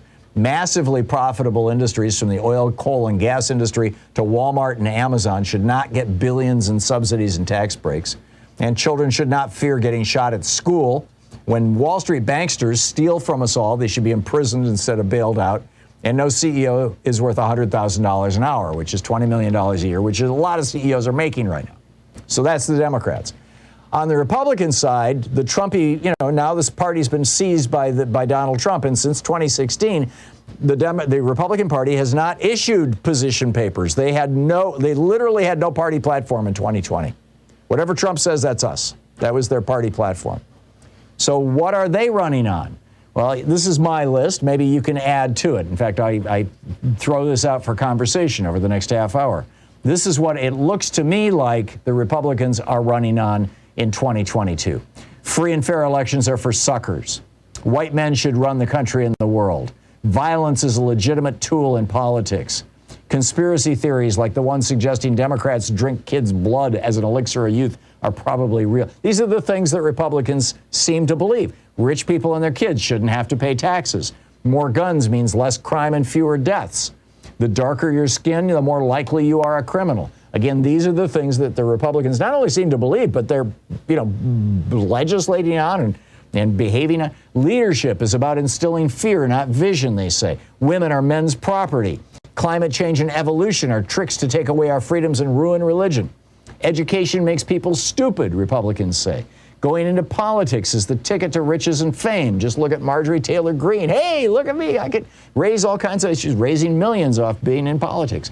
Republicans appear to believe that rich people should make a buck off everything the government does through privatization, that helping people who are going through a rough patch is a waste of time, that the rule of law, Republicans say, only applies to minorities and the poor, that teaching the true racial history of America, Republicans say, is a plot to make white children feel sad, that LGBTQ people don't deserve respect or rights, the Republicans say, that wealth is the proof of goodness and poverty is a proof of moral failure, that giving citizens things like health care, education, family leave, etc., are all socialism and will destroy the American way of life. That government, the Republicans say, has no right to regulate pollution or to protect consumers. And that fiscal responsibility is a phrase that can justify just about anything. So how do we, you know, am I missing something here? I am trying to figure out if the Republicans are actually running on any policies other than banning books, trashing teachers, scaring people, whether it's scaring them about immigrants or scaring them about trans people or scaring, I mean, it's just, maybe I'm missing something. Maybe some Republicans out there would like to call and inform me. But I think it's going to be tough. John Kasich was on CNN yesterday. This is an example of the problem. John Kasich, the former governor of Ohio, former presidential candidate, never Trumper guy, portrays himself as a rational Republican. He's the rational face of the Republican Party. So he goes on CNN yesterday. They were talking about January 6th, and he says, this is a quote, "We have seen hatred on both sides." What? And then, of course, on the Democratic side, we've got a problem too. Every time a camera pops up in Washington, D.C., Joe Manchin sticks his face in front of it and starts going, "But the deficit, but the filibuster," using Republican talking points. So it's not like, we have a rational political dialogue right now in our media, but I'm hoping we can have one.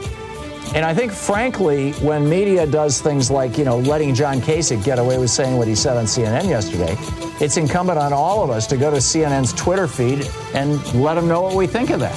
For example, I think that there are ways to hold the media to account. And hopefully we can have an informed election, therefore, this year. What say you? We'll be right back. You're listening to the Thom Hartmann Program. Call 202-808-9925. Back with your calls on the other side of this break.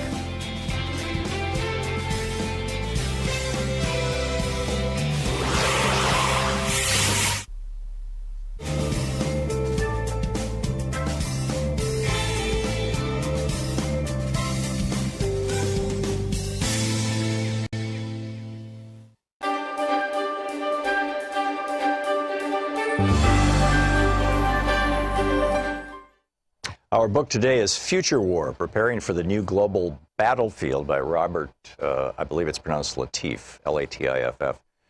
This is from the introduction. On a sweltering August day following weeks of heightened tension with Russia over its actions in Ukraine and Syria, and harsh words between the United States and China over actions in the South China Sea, and as workers are preparing to depart the cool of their air-conditioned Manhattan office buildings for the gridlocked highways and subways, several large electric power plants along the East Coast simultaneously experience dramatic overspeed conditions in their large turbine generators. Plant operators are unable to stop the steam turbines, whose automatic control and data systems have been infected by sophisticated computer malware, and they catastrophically tear themselves apart, cutting power to large segments of the population and industries in the Northeast. Building systems shut down, hospitals switch to emergency generators, trains stop running, traffic lights cease operating, and Wall Street trading comes to a halt. At the same time, 1,100 miles to the south, a massive rocket sits fueled and ready to launch a critical national security satellite when an explosive-laden private aircraft flies at low altitude into the Cape Canaveral launch pad area and, despite repeated warnings, slams into the pressurized fuel tank and solid rocket motors, creating an enormous conflagration. Half a world away, elite commandos equipped with the latest high-technology equipment but unidentifiable as a national army attack U.S. and allied interests near areas of disputed territory. Thus are fired the opening shots of a new war. These hypothetical events represent a radically different style of conflict fought with new tools and against new and unfamiliar enemies. When most people think of war, they imagine soldiers doing battle with other soldiers, employing tanks, artillery, and other recognizable weapons. However, in this century, war has morphed into something we can scarcely recognize, and future conflicts will be qualitatively and quantitatively unlike those of the past. It will be fought using innovative and unusual weapons, many of which, because the technologies have both civilian and military uses, will be available to far more people who are far less skilled in their employment. The so-called democratization of technology has diminished the monopoly of advanced countries on the tools of war. 21st century armed conflicts often have no battlefield in the traditional sense. The concept of opposing armies clashing in deadly struggle but moderated by international conventions of behavior seems a thing of the past. In 1999, Chinese colonels Kuo Liang and Wang Shuangshui predicted that soldiers would increasingly be computer hackers, financiers, drug smugglers, and agents of private corporations rather than members of a military, and that their weapons would include not only airplanes, cannons, poison gas bombs, and biochemical agents, but also computer viruses, net browsers, and financial derivative tools. Their predictions were prescient. Yesterday's wars were, like World War II, about saving civilized nations from maniacal dictators, or like the conflicts in Vietnam and Korea, devoted to a clash of ideologies in the attempt to spread to limit the spread of one hegemon over another. They were big affairs involving large military forces and enormous violence. Today's wars are more about cultural and religious hatreds, using violence as a means to change the hearts and minds of people, among whom the killing occurs with more frequency. Tomorrow's wars will be different still, fought largely for political dominance with stealth and cunning, targeting innocents and institutions, heavily dependent on information superiority, and employing strange new weapons. While we have a highly motivated and well-trained and equipped armed forces that will adapt, we are not prepared as a nation to react well to the inevitably messy and ambiguous situations these new conflicts and weapons will present. We still have no clear idea of what constitutes an act of war in cyberspace now, nor of how we might respond to such an act. It is not enough for the military to be prepared. Neither the public nor its decision makers have yet fully comprehended the significance of the changes in the types of conflict and the tools with which they will be fought. Without question, there will be circumstances when decision makers will find it necessary, or at least think it necessary, to send soldiers into classic boots-on-the-ground combat situations. We will continue to project force with our powerful aircraft, our munitions, and our aircraft carrier strike groups. When war is fought in foreign lands, it could well be against other high-tech armies. However, war will increasingly be more personal and often fought closer to home. It will not lend itself to the traditional massive displays of U.S. firepower. It will affect individuals directly, not as some distant conflict we read about in newspapers or watch in the movies or on the internet. Americans will be targeted on U.S. soil, often, as we have seen in San Bernardino and Orlando, by homegrown terrorists. This form of war will be messy and complex, and it will not lend itself to easy, quick, soundbite solutions. It may not even be clear for a while who perpetrated the violence against us. Was it state-sponsored or a random act of terror? Will we unleash massive destruction on foreign countries in retaliation for attacks by terrorists residing on our own soil? If so, to what end and with what consequences? There are always consequences, whether they be the death or capture of our own troops, unnecessary civilian casualties, or the incitement of more violence.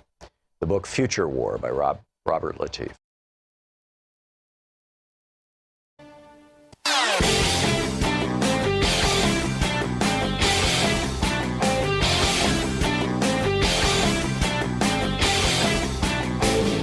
Our 1 hour free podcast recaps our show, and it's available wherever fine podcasts are found. And we have the full 3 hour podcast available over at ThomHartmann.com if you want to really support our program. So there is this absolutely extraordinary clip.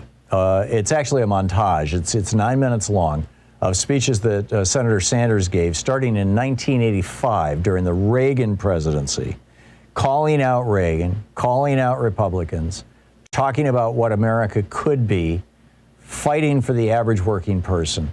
It's just amazing. It's over on Bernie's website, or on Bernie's YouTube page, excuse me, the Bernie Sanders channel. It's, as I said, titled 30 Years of Speeches. And I pulled a little clip of it and wrapped it with my own commentary. And we've put it over at ThomHartmann.com for supporters of our program.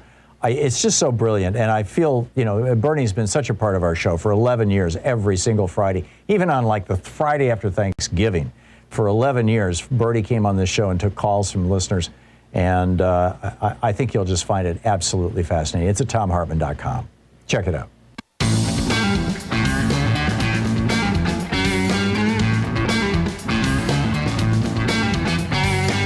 35 minutes past the hour. Well, I've laid out for you what I think is the vision of the Democratic and Republican parties. And, you know, get your thoughts on these things. Where do we go from here? Fred in LaPorte, Indiana. Hey, Fred, what's on your mind today? Yeah, Tom, going along with your thoughts on the Republican way of thinking, I have a friend that's a Republican who thinks he's going to convert me, which is not working. What argument is he making? Well, he's giving me some literature from Hillsdale College in Michigan. I'm sure you've heard of that. It's a far right-wing college. Yeah. I looked it up. Mm-hmm. And one of the literatures that just about done me in was from Roger Kimball. You probably know him. I don't. It was about the title was January 6th Insurrection Was a Hoax. Oh, jeez. Well, I just about threw the thing away right there. I said, I'm not even going to read that, but I did. And I sat here and watched that. I know it wasn't a hoax. A hoax is a joke. Have somebody having fun. And I did not see that January the 6th. Right. Not only does this Hillsdale College, they offer online courses in politics, history, literature, philosophy, religion, economics. So I don't know how many people are going to be sucked into that, because I'm sure they all have a right-wing lean to them. Yeah. My recollection, I grew up in Michigan, and that's what I thought. One of my relatives went to Hillsdale College, but this was like 30 years ago, and it was not a right-wing crackpot institution at that time. I'm guessing it got taken over by some right-wingers or something sometime in the last few decades. It must have, because I read a little bit about it and said one of the nicknames for this college is Trump University. Oh, God. Yeah, that's what I thought. So let me just get this straight. I guess this friend, I finally said, we got to agree to disagree and not talk politics anymore. I said, that just upset me so bad. Yeah. And then these insurrectionists, another point, I think they're getting awful light sentences for what they done. Attack on our Capitol. I was infuriated. I agree. Nobody has been charged with sedition. Nobody has been charged with conspiracy. Nobody has been charged with destruction of public property. I mean, they're charging them under the same laws. 5-year sentence. That's a slap on the hand with a styrofoam ruler. Yeah, I'm with you, Fred. I'm most curious though about your friend, your Republican friend who thinks he's going to convert you. Has he offered you?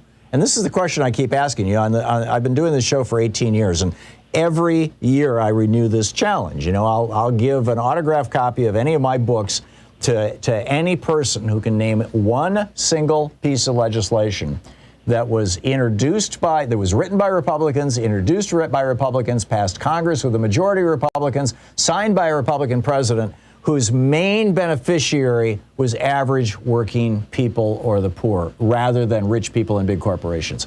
And for 18 years, nobody has won that prize. I don't understand how anybody who is following the Republican Party today, which I think, frankly, is animated primarily by racism, partly by Christianism, and I see that as a political hijacking of religion, and partly by just good old-fashioned bigotry, fear of the other, whether it's gender others or whether it's racial others or religious others. It seems to me like an entirely negative agenda. Has your friend offered you any, like if somebody said, hey, why are you a Democrat? I'd say, well, don't you think everybody should have health care? Has he offered you anything? No, I didn't get a chance to ask him because we agreed not to talk politics after this. Yeah, I get it. And one thing that him and another person I know brought up was, what about Hunter Biden? I said, what about Hunter Biden? Yeah. I said, they haven't found him guilty of anything. I said, I don't know anything about him. He said, oh, well, they didn't have any more to say about it. I said, what about all the half a dozen guys that they found guilty, Trump's backers, and put in prison, and he let them out? I said, what about them? They didn't have an answer. Yeah, and that's the perfect response. Okay, Fred, thanks a lot for that. It's great to hear from you. I wish you the happiest of, may this be a great new year, and appreciate the call. Thank you for watching Free Speech TV. Daniel in Bakersfield, California. Hey, Daniel, thanks for listening to us on Sirius XM. What's on your mind today? Hey, Tom. Hey, I just wanted to weigh in a little bit of how to get our message out. And you've been hitting it all morning long is on the lies that Democrats or Republicans believe. Mm-hmm. Open borders, we're all for open borders. We all want to defund the police. There's a proverb in the Bible that says the author of all lies is Satan. And these guys just flat out tell lies, and they listen to it. And we can't compete with this because they listen to this 5 days a week, 3 hours a day, or even more, all day long. Yeah. In their cars, in their homes, on their earbuds, And what do you say if they did a campaign like Mark Pocan calling, like right here in Bakersfield, it's Kevin McCarthy territory. We're a little red dot right in the middle of Central Valley. Mm-hmm. And there was a good guy going to run against Kevin McCarthy, but then they gerrymandered the district so bad that he don't have a chance. It costs a lot of money and everything to go up against the Koch brothers. So he bailed out, and he's just going to run for a council seat now. And he's a great guy. He was the CEO of a nonprofit organization for the homeless here in town, Bakersfield, and great guy, well known name, and he could talk to Republicans, Democrats. That's how diplomatically he speaks, you know. So your question, first of all, I'm guessing. My question is, what if we ran a campaign and used their airtime to call in and say, hey, I just want to say something, you know, I'm so-and-so, and I just want to make it clear, we're not for defunding the police. In fact, you guys defunded the police when you didn't pass that Build Back Better plan. Right. And then you can go, I mean, from there, they can go on to everything. He goes, hey, I got an idea. Why don't you invite me to your show next Friday or next week? And I'll sit down with you guys for an hour and have your listeners call me and ask me questions. And that we're using their billionaires' money to get the message out. Yeah, the problem, Daniel, is the guy who owns or controls, and in some cases both, the microphone or the station or the show has a pretty incredible amount of power. I mean, basically, you could call into a right-wing show, and I'm guessing that there is probably even a local one in Bakersfield, and you can call in. There's several. Even a black guy, he's a Republican that sits there and there you go. So I'm guessing you could call into that show and say, you know, Democrats aren't in favor of defunding the police. They're in favor, you know, and even try. And he would throw, you know, there are quotes out there that he would throw back at you. Or Democrats aren't in favor of open borders, and there are quotes out there that he would. It's not an effort to be honest on the part of most right-wingers in the media, because they're defending the indefensible. They're defending something that is not consistent with American values and traditions. They're defending oligarchy essentially in the United States, and increasingly they're defending fascism. And so years ago, when this show was young, I mean, like more than a decade ago, there were a couple of my colleagues, right-wing talk show hosts. One of them I went to South Sudan with. You know, we spent a couple of weeks together. Along with Joe Madison and me and Rusty Humphreys, who's a right-wing talk show host. And there were a couple of these guys that I got to know fairly well, and we would go on each other's shows. And it just always shocked me that when I would go on their shows, their goal was not to have a conversation that was going to inform anybody. Their goal was to win. And I'm willing to lose an argument if I'm wrong. So I just, I encourage people, yourself included, Daniel, to be calling into these local right-wing shows and truth bombing them. But it's not going to be the solution to anything. It's not going to solve, and in some cases, all you'll be doing is giving them a stepping off point for an extended, rant that's going to, contradict that point. But try it. And in fact, thank you for the call, Daniel. There's a couple of people who are pretty good at this, and they call into this program from time to time and tell us their war stories of calling into right-wing talk radio. It's fascinating, but it takes some skill. You're listening to Thom Hartmann. Visit ThomHartmann.com for audio and video archives. Or at least some practice to get there, right? So go for it. It's 45 minutes past the hour. We'll be right back.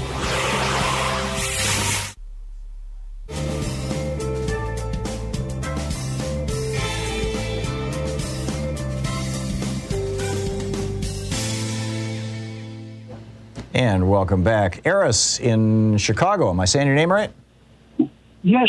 I'm Eris, like Aristotle, a Greek American here from Chicago. Very cool. You're on the air. I was born with dual citizenship, by the way, born in Greece, came here at age 8 on the boat, 1946, because my dad was a Purple Heart veteran of World War I. Wow.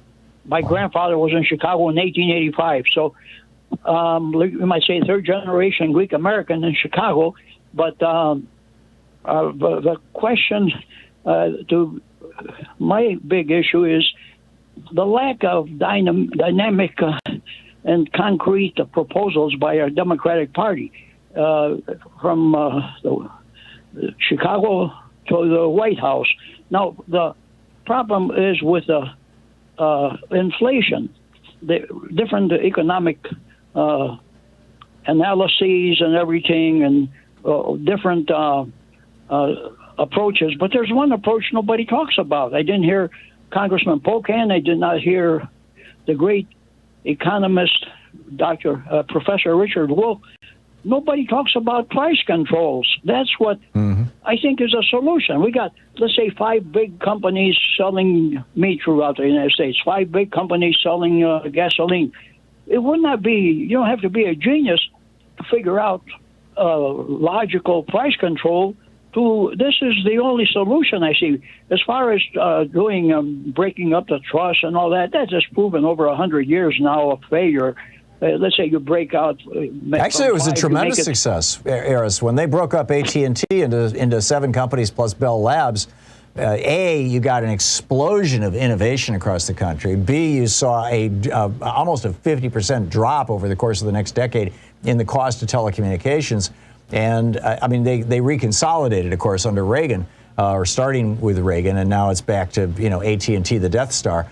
But and Bell Labs, which became Lucent Technologies, produced all kinds of cool stuff that they hadn't before. It was a really good thing, both for America and for the shareholders. If you owned one stock of AT&T stock when Nixon began that breakup, after Carter finished the breakup of AT&T, that one share would have become a share of stock in 8 different companies, and it was worth substantially more than it would have been had it simply appreciated at the same rate as the Dow had during that same period of time. So breaking up companies actually does work.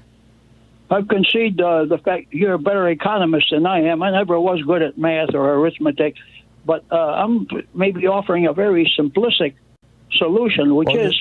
I get the price controls. Control the prices. Tell them, like they say, well, my president is going to negotiate for lower drug prices. No, I don't want my president to be negotiating with the big pharma. I want him to command and say, hey, we're going to cut down the price from $175 for this. Well, they're suggesting that right now, $20. There's a suggestion in Congress that we simply take Canada's prices and use those as the benchmark for what the American government, what Medicare will pay. And, it makes a lot of sense. But that's about as close to price controls as I would be willing to get. I do think that there is, you can't mess with the marketplace beyond a certain point before you deform it so badly that when you stop trying to deform it, it blows up in your face. And that's what happens with price controls. Harris, I got to run, but thank you. It's a thought-provoking conversation. It's great to hear from you. Thank you very much, and for your call. And thanks for watching Free Speech TV. We'll be right back.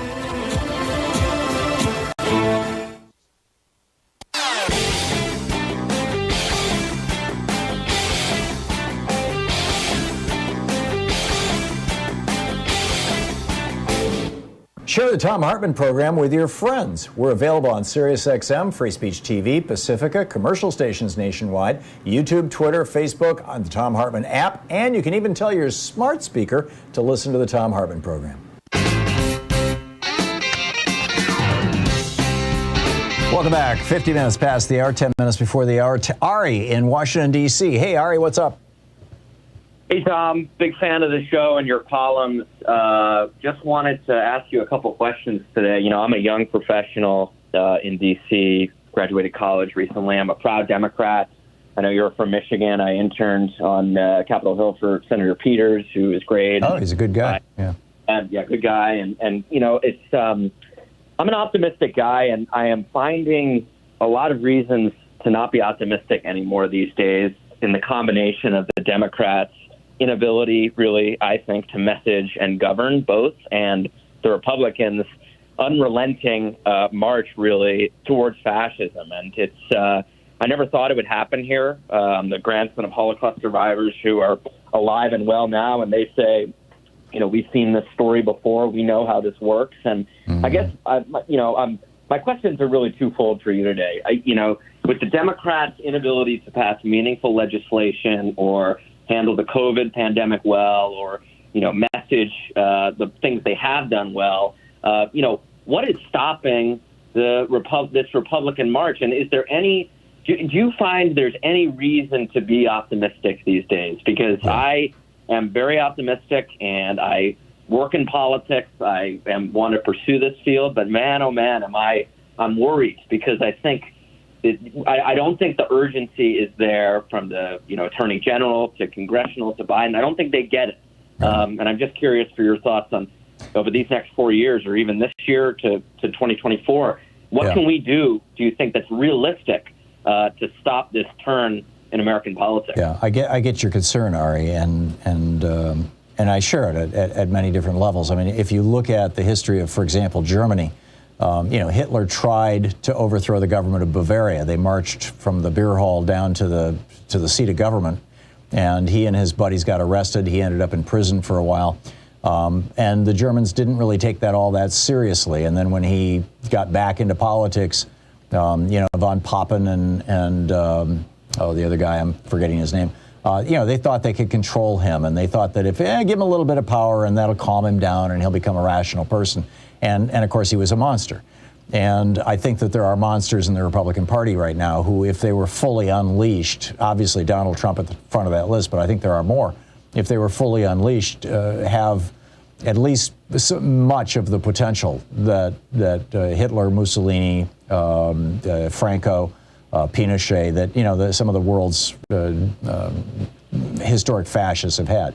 That said, I also think that in Germany at the time, there was not, they didn't have an example of this having happened in the past that they could look back on. It wasn't happening in other countries, with the exception of Italy at that point in time. It was just starting in Spain, and it had not turned out badly yet. And so there was a kind of a historical void there. And democracy was a relatively new thing. I mean, at the time of the American Civil War, there were only 5 democracies in the entire world. And the other 4 were all saying, holy cow, did we make a terrible mistake or not? Now you've got about 100 democracies around the world, and democracy is under siege, but and you add to that the fact that there's all this extraordinary research. I've written about this in a couple of my books, showing that democracy is literally in our genes, that animals organize themselves democratically and make decisions democratically, and that autocracy and oligarchy are the exceptions in not just the animal kingdom, but in human history. I'm reading David Graeber's new book, The History of Everything, and it's just blowing my mind, how for literally, thousands and thousands of years, you had, like major cities all around the world, in Mesoamerica, in North America, in Europe, in Africa, in Asia, that had no central leadership, that had no wealthy people, where everybody had a reasonable standard of living. And then these, they call themselves heroic societies, started to emerge around the edges of these towns. Where they were basically raiders, and this is what the Vikings became. They made their living just stealing from other people. The sociopaths rose up and took over. And thus, here we are.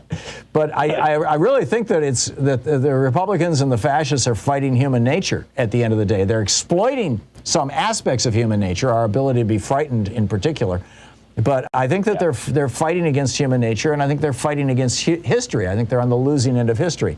And one thing I'll just say is just one thing that concerns me is, their media machine is much better than ours. And that's another, I was just about to go there, Ari. The fact that they control 3 major national television networks and 1,500 radio stations all across the country, and thousands of websites, a major, well-funded, multi-million-dollar funded think tank in every single state in the United States. They control this huge network that pushes this stuff, and yet still Democrats are getting elected. And, that tells me also that they're on the wrong side of history, they're on the wrong side of human nature, they're on the wrong side of psychology and politics.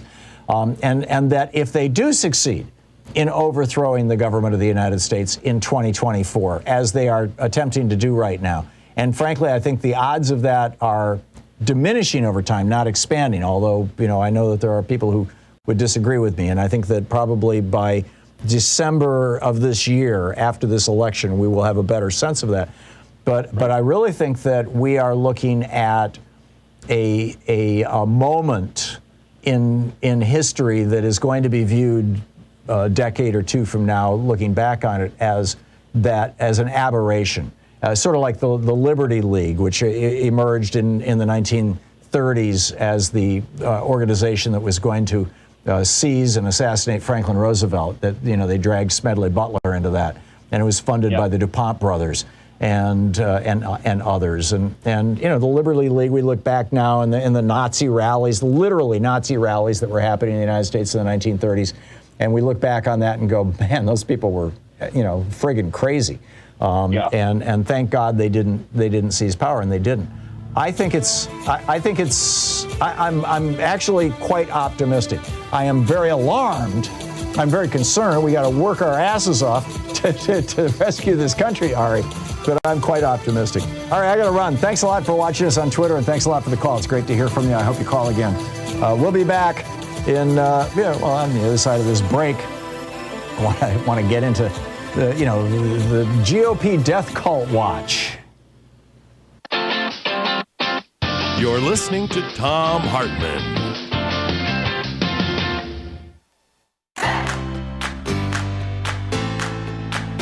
These companies support the Thom Hartmann Program. They are HelloFresh, the #1 meal kit delivery service. More info at HelloFresh.com, code TOM. CB Distillery, CBD for sleep and pain relief.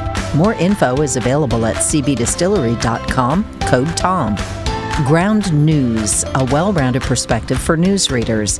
More info at ground.news/Tom. Angie, for any project on your to-do list. More info at Angie.com. Dinovite, a whole food supplement for your pet's immune system. More info at Dinovite.com. And ExpressVPN, the VPN that just works. More information at expressvpn.com/Tom.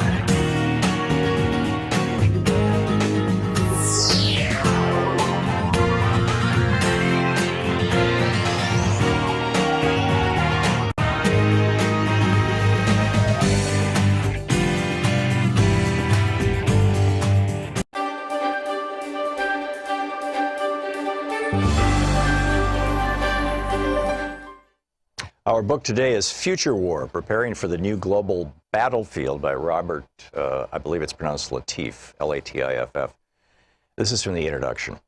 On a sweltering August day following weeks of heightened tension with Russia over its actions in Ukraine and Syria, and harsh words between the United States and China over actions in the South China Sea, and as workers are preparing to depart the cool of their air-conditioned Manhattan office buildings for the gridlocked highways and subways, several large electric power plants along the East Coast simultaneously experienced dramatic overspeed conditions in their large turbine generators. Plant operators are unable to stop the steam turbines, whose automatic control and data systems have been infected by sophisticated computer malware, and they catastrophically tear themselves apart, cutting power to large segments of the population and industries in the Northeast. Building systems shut down, hospitals switch to emergency generators, trains stop running, traffic lights cease operating, and Wall Street trading comes to a halt. At the same time, 1,100 miles to the south, a massive rocket sits fueled and ready to launch a critical national security satellite when an explosive-laden private aircraft flies at low altitude into the Cape Canaveral launch pad area and, despite repeated warnings, slams into the pressurized fuel tank and solid rocket motors, creating an enormous conflagration. Half a world away, elite commandos equipped with the latest high-technology equipment but unidentifiable as a national army attack U.S. and allied interests near areas of disputed territory. Thus are fired the opening shots of a new war. These hypothetical events represent a radically different style of conflict fought with new tools and against new and unfamiliar enemies. When most people think of war, they imagine soldiers doing battle with other soldiers, employing tanks, artillery, and other recognizable weapons. However, in this century, war has morphed into something we can scarcely recognize, and future conflicts will be qualitatively and quantitatively unlike those of the past. They will be fought using innovative and unusual weapons, many of which, because the technologies have both civilian and military uses, will be available to far more people who are far less skilled in their employment. The so-called democratization of technology has diminished the monopoly of advanced countries on the tools of war. 21st century armed conflicts often have no battlefield in the traditional sense. The concept of opposing armies clashing in deadly struggle, but moderated by international conventions of behavior, seems a thing of the past. In 1999, Chinese colonels Kuo Liang and Wang Shuangshui predicted that soldiers would increasingly be computer hackers, financiers, drug smugglers, and agents of private corporations rather than members of a military, and that their weapons would include not only airplanes, cannons, poison gas bombs, and biochemical agents, but also computer viruses, net browsers, and financial derivative tools. Their predictions were prescient. Yesterday's wars were, like World War II, about saving civilized nations from maniacal dictators, or like the conflicts in Vietnam and Korea, devoted to a clash of ideologies in the attempt to limit the spread of one hegemon over another. They were big affairs involving large military forces and enormous violence. Today's wars are more about cultural and religious hatreds, using violence as a means to change the hearts and minds of people, among whom the killing occurs with more frequency. Tomorrow's wars will be different still, fought largely for political dominance with stealth and cunning, targeting innocents and institutions, heavily dependent on information superiority, and employing strange new weapons. While we have a highly motivated and well-trained and equipped armed forces that will adapt, we are not prepared as a nation to react well to the inevitably messy and ambiguous situations these new conflicts and weapons will present. We still have no clear idea of what constitutes an act of war in cyberspace now, nor of how we might respond to such an act. It is not enough for the military to be prepared. Neither the public nor its decision makers have yet fully comprehended the significance of the changes in the types of conflict and the tools with which they will be fought. Without question, there will be circumstances when decision makers will find it necessary, or at least think it necessary, to send soldiers into classic boots-on-the-ground combat situations. We will continue to project force with our powerful aircraft, our munitions, and our aircraft carrier strike groups. When war is fought in foreign lands, it could well be against other high-tech armies. However, war will increasingly be more personal and often fought closer to home. It will not lend itself to the traditional massive displays of U.S. firepower. It will affect individuals directly, not as some distant conflict we read about in newspapers or watch in the movies or on the internet. Americans will be targeted on U.S. soil, often, as we have seen in San Bernardino and Orlando, by homegrown terrorists. This form of war will be messy and complex, and it will not lend itself to easy, quick, soundbite solutions. It may not even be clear for a while who perpetrated the violence against us. Was it state-sponsored or a random act of terror? Will we unleash massive destruction on foreign countries in retaliation for attacks by terrorists residing on our own soil? If so, to what end and with what consequences? There are always consequences, whether they be the death or capture of our own troops, unnecessary civilian casualties, or the incitement of more violence. The book Future War by Robert Latif.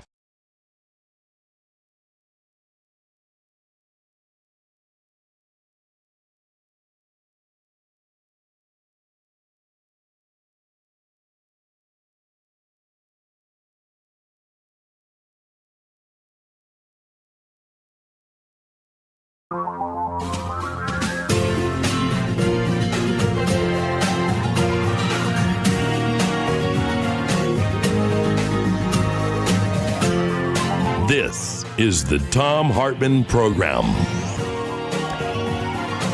Welcome back to the third hour of our program. And as I mentioned at the beginning of the show, if Merrick Garland starts speaking publicly, we will switch to that. We'll keep you up to date on that, the technology, God's willing. Speaking of gods, I wanted to talk about religion here for a moment. I think that there's a real substantial issue. Have the Trumpians sent religion straight to hell in America is my title here. And Robert Jones writes a thing called Religious Dispatches, kind of a newsletter. And he looked into the merger between the white supremacy movement in the United States and the white evangelical movement in the United States and Trump's maggot movement. And it's pretty shocking stuff. I mean, it's actually very concerning stuff. Did you know that there was an entire contingent of the traitors who showed up on January 6th, people who believed themselves to be patriots? They believed Donald Trump when he told them that the Democrats had stolen the election, quack, quack, quack. Black people in the cities, complete with his video of Ruby, down in Atlanta. Apparently believe this. They called themselves the Jericho March and took buses to Washington, D.C. They were part of this. His report, this is actually out of a report by the University of Alabama's Religious Studies Department that was done in conjunction with the Smithsonian Institution. And they write, this is the project, the two leaders of the project, Michael Altman and Jerome Kopolsky. We contend that religion was not just one aspect of the attack on the Capitol, but rather it was a thread that weaves through the entirety of the events of January 6th. This Jericho March, they write, and again, I'm quoting from this study that's published in part by the Smithsonian Institution. The Jericho March was imitating the siege of the city of Jericho by the Israelites described in the book of Joshua in the Hebrew Bible. The day before the attack, Christianity Today, the magazine, Christianity Today, reported that this Jericho March group was attending January 6th to, quote, pray for a Trump miracle.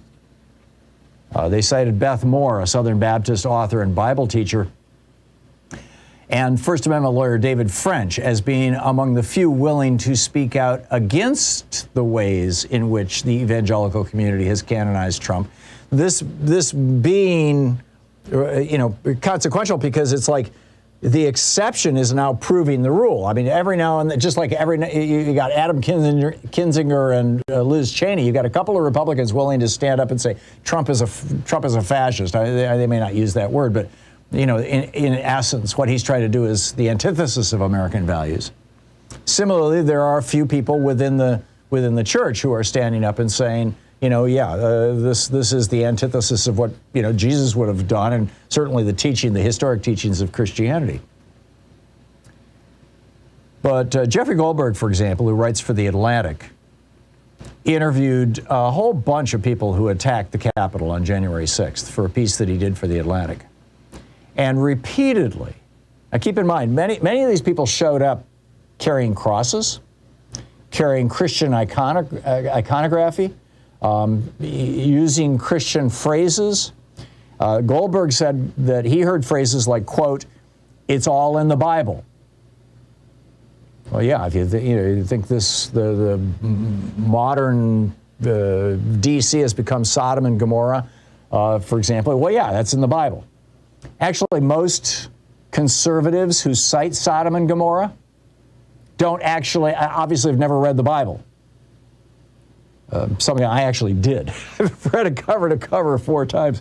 But in the story of Sodom and Gomorrah, God punished them for not being charitable, for not being progressives. You didn't care for strangers. You didn't feed your people. You didn't care for but in any case, they say it's all in the Bible.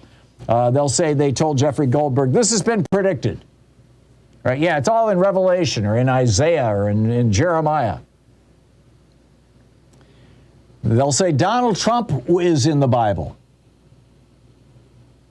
And they say, get yourself ready. This is this Christianized movement, this movement, this Trump movement, using and exploiting the name of Christ and the words and teachings of Jesus, exploiting that to do the exact opposite of what Jesus taught us to do. I mean, in Matthew 25 is pretty explicit about it. It's literally the only place in the Bible where the disciples came to Jesus and said, how do we get to heaven to hang out with you? And he said, in the last days, I'll be sitting there judging, separating the goats from the sheep. The goats are going off to hell. The sheep are going to heaven with me. And he said, that those who did not, he said, you did not give me water when I was thirsty. You did not give me food when I was hungry. You did not heal me when I was sick. You did not visit me when I was in prison. Off to hell with you. And if you did, and those of you who did feed me when I was hungry and gave me water and visited me in prison and healed me when I was sick and clothed me when I was naked, you get to go to heaven with me. And that freaked out the disciples. I mean, I go back and read Matthew 25. It's fascinating. It freaked them out because they said to him, we've never seen you hungry. We've never seen you in prison. We've never seen you sick. How can we get to heaven? We never had an opportunity to do these things. And he says, as you do to the least among us, you have done unto me. I mean, it's literally the definition of modern progressive thinking. And yet, that theology, that religion has been hijacked by these neo-fascists and Trump hoppers, and they're exploiting this core religious impulse that I think all of us have deep inside us. It expresses in a lot of different ways. Sometimes it expresses just in our love for our partner, our spouse, our children, or our pets. Sometimes it expresses itself in the awe we feel when we walk out on a dark night and look up at the stars. Sometimes it expresses itself, in church during a religious service. I mean, it's just different for everybody, but it's deep inside us. And they are taking this and turning it into this horrible political thing.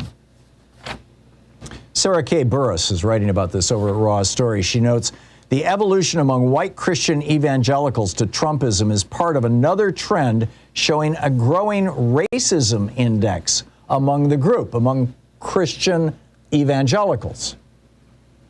And then she cites an Associated Press exit poll done by a company called Votecast, where they found that the median score on the racism index was 78 out of 100. About 78%, I believe, if I'm interpreting this writing correctly, of the white Christian evangelicals are at least in part motivated in their politics by racism, or at least by racial fear, or whatever you want to call that. I think racial fear and racism are the same thing, frankly. She goes on to note, the researchers tracked the support for January 6th attackers beginning in February of 2021, which is just, a couple of weeks after it happened. And over 7 months, this is Sarah Burris writes this, over 7 months support for prosecuting the attackers among the true believers. Over a 7-month period, that support dropped 22%. This is support for prosecuting people. So, in other words, they asked Christian evangelicals right after January 6th, should these people who trashed the Capitol and tried to overthrow our government, should they go to jail? 76% said yes. 7 months later, they asked them again. And now only 54% said yes, they should go to jail. They asked these white Christian evangelicals right after January 6th, earlier last year, they asked them, do you support the people who attacked the Capitol? 13% of the white evangelicals said yes. They asked them the same question again, do you support these people who attacked our Capitol? Asked them that a month or so ago. It's now up to 27%. More than a quarter of all the white evangelicals that they interviewed now support the attackers. 76% of them are now saying, and by the way, they should not be prosecuted for anything. Perry and Whitehead, these researchers believe, Sarah Burris writes, that the reason for increased support among the Christian nationalist community comes in part from their devotion to Donald Trump. To make matters worse, other researchers have found that Christian nationalists seem more inclined to buy into conspiracy theories like those around COVID-19 vaccine and QAnon world. I guess at a certain level that makes sense. If you are willing to believe in the supernatural, believe that, God's son came to earth and died for our sins and rose after 3 days. None of those things comport with science. If you're willing to believe those, then if somebody comes along with something that's a real credible theory that's kind of wrapped in religion also, well, okay, I'll believe that too. But it is just the QAnon world, the vaccine conspiracies, the Donald Trump conspiracies, all of this. This is very sad, very dangerous stuff. And I don't know what to do about this, frankly, other than pointing it out, which is why I'm talking about it right now. I do think that just like the Republican Party is going through a period of extreme stress right now, and I hope has an awakening. You see little bits of it here and there. Liz Cheney. I think that the same thing is happening in the white evangelical community, in the church, as it were. And I think the same thing is happening in the conservative Catholic community. And, how we're going to make it through, how we're going to be on the other side of this is, I think, an open question in those regards. But it may end up being a healthy process. Over the short term, though, it's just got to be really, really tough on these people. There was another piece I read, I think it was in the Times a week or so ago, about all the pastors who are leaving their churches because the right-wing crazies are taking over the churches. This is the Thom Hartmann Program. So, anyway, that's something to look out for, and up next, the GOP Death Cult Watch. Stick around.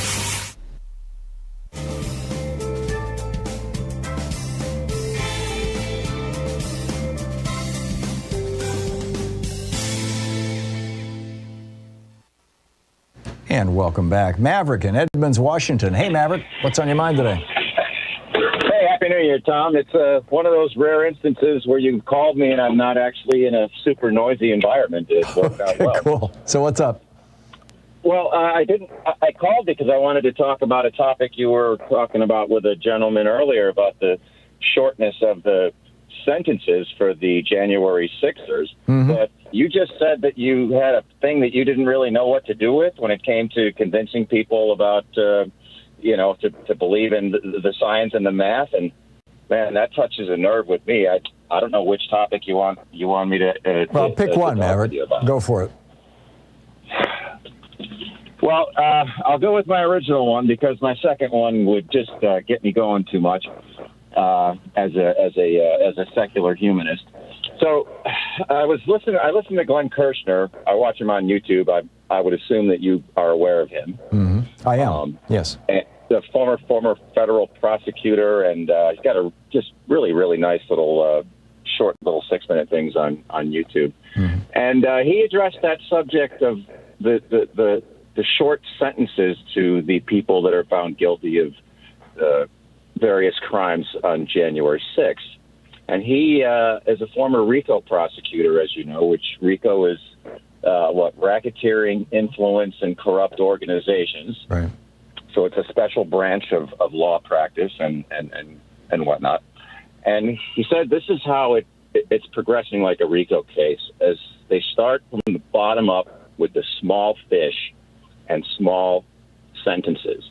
And he pointed out a trend that he observed, and that the sentences are slowly getting a little bit longer. You can remember the QAnon sense shaman guy. He got 14 months, which was one of the longer ones, and then somebody else recently got another sentence that was close to 2 years or whatnot. So Glenn claims that these sentences are going to get longer and longer as the prosecutors work their way up in this absolutely abominable pyramid. Yeah. I think there's another aspect to that too, Maverick, and that is that the very first person who was sentenced, literally the first person who was sentenced, was a young woman whose name escapes me. I'm sorry, I only read it once in the article a couple days ago. And she broke down in tears in front of the judge and said, "I'm so sorry, and I've done all my research, and now I realize I was duped." And so he gave her a slap on the wrist. He gave her, probation. And then she went on Fox News and laughed about how she'd lied to the judge. And oh God, I remember that. Yeah. And so I think that was a oh crap moment for a lot of federal judges. Well, that makes perfect sense. I would like to believe that the federal judges and all judges can maintain objectivity based on each individual case. Yeah. However, part of me just wants to see these people get the book thrown at them. Like, we haven't seen anyone charged with sedition or damage to federal property. I mean, everybody listening to you and I right now, and by the way, I'm going on, I think, 6 years listening to your show. I'm rarely miss an hour a week. I appreciate you. Thank you. Wouldn't we all like to see some serious sentences on these people that would really maybe discourage? I'm most interested in seeing the serious sentences being handed down to the people who were the planners, the people who knew that this was all a lie. I have some sympathy for people who actually thought they were defending their country. And which I think is probably the majority of the frontline people. Maverick, I got to run. Thanks.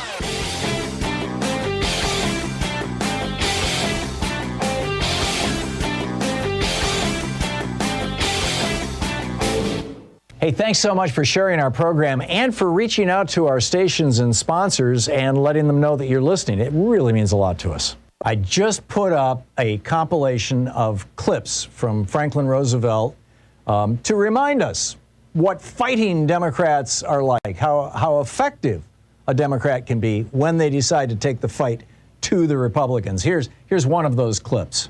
I should like to have it said of my first administration that in it the forces of selfishness and of lust for power met their match.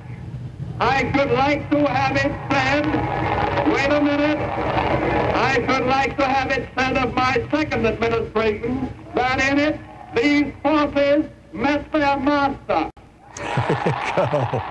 So that and a few other clips over at ThomHartmann.com in our special video clips that we put over there for people who are regular supporters of our program. And we all need to remember the lessons of FDR. Check it out.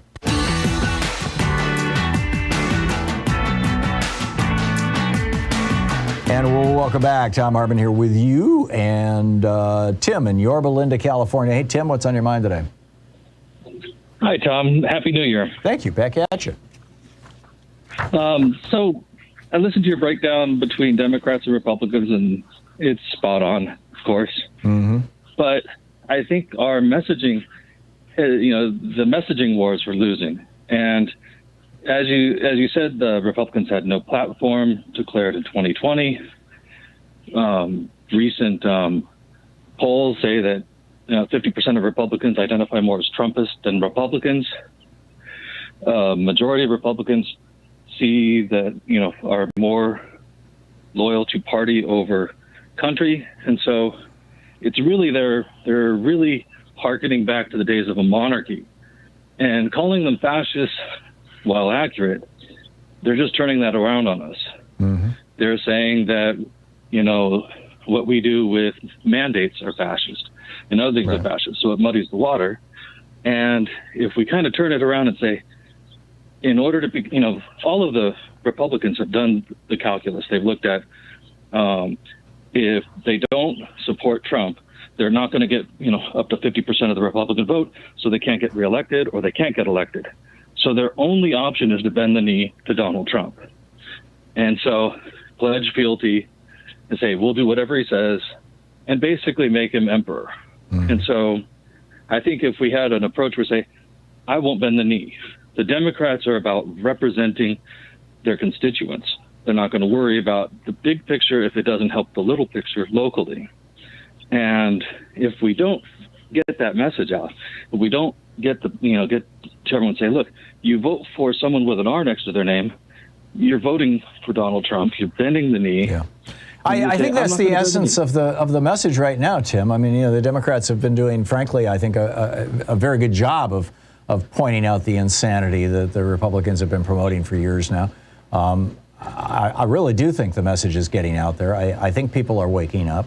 I'm hopeful. I'm doing my best.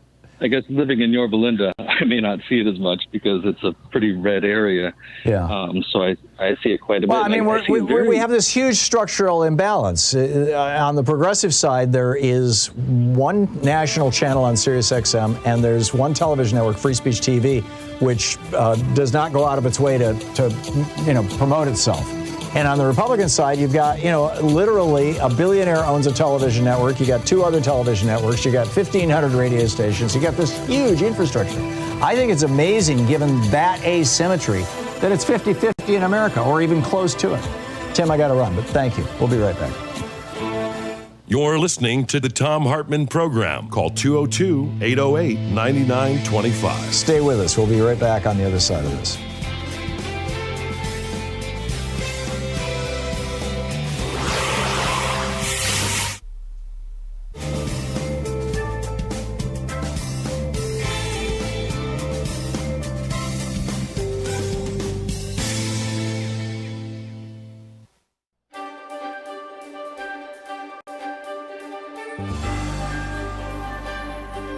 In the Thom Hartmann Book Club today, our book is by Frantz Fanon, and it's The Wretched of the Earth. This is from the chapter on national culture on page 145. It sort of reads like Thomas Paine, actually. Each generation must discover its mission, fulfill it, or betray it in relative opacity. In the underdeveloped countries, preceding generations have simultaneously resisted the insidious agenda of colonialism and paved the way for the emergence of the current struggles. Now that we are in the heat of combat, we must shed the habit of decrying the efforts of our forefathers or feigning incomprehension at their silence or passiveness. They fought as best they could with the weapons they possessed at the time, and if their struggle did not reverberate throughout the international arena, the reason should be attributed not so much to a lack of heroism, but to a fundamentally different international situation. More than one colonized subject had to say, "We've had enough." More than one tribe had to rebel. More than one peasant revolt had to be quelled. More than one demonstration had to be repressed for us to stand firm, certain of our victory. For those of us who are determined to break the back of colonialism, our historic mission is to authorize every revolt, every desperate act, and every attack aborted or drowned in blood. In this chapter, we'll analyze the fundamental issue of the legitimate claim to a nation. The political party that mobilizes the people, however, is little concerned with this issue of legitimacy. Political parties are concerned solely with daily reality, and it is in the name of this reality, in the name of this immediacy which influences the present and future of men and women, that they make their call to action. The political party may very well speak of the nation in emotional terms, but it is primarily interested in getting the people who are listening to understand that they must join in the struggle if they quite simply want to exist. We now know that in the first phase of the national struggle, colonialism attempts to diffuse nationalist demands by manipulating economic doctrine. At the first sign of a dispute, colonialism feigns comprehension by acknowledging with ostentatious humility that the territory is suffering from serious underdevelopment that requires major social and economic reforms. And it is true that certain spectacular measures, such as the opening of work sites for the unemployed here and there, delay the formation of a national consciousness by a few years. But sooner or later, colonialism realizes it is incapable of achieving a program of socioeconomic reforms that would satisfy the aspirations of the colonized masses. Even when it comes to filling their bellies, colonialism proves to be inherently powerless. The colonial state very quickly discovers that any attempt to disarm the national parties at a purely economic level would be tantamount to practicing in the colonies what it did not want to do in its own territory. And it is no coincidence that today the doctrine of Cartierism is on the rise just about everywhere.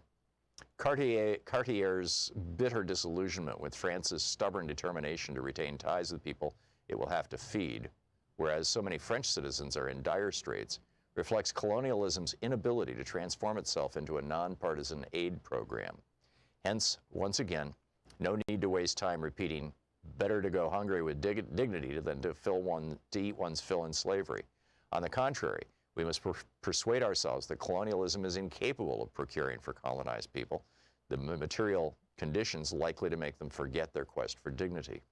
Once colonialism is understood where its social reform tactics would lead it, back come the old reflexes of adding police reinforcements, dispatching troops, and establishing a regime of terror better suited to its interests and its psychology.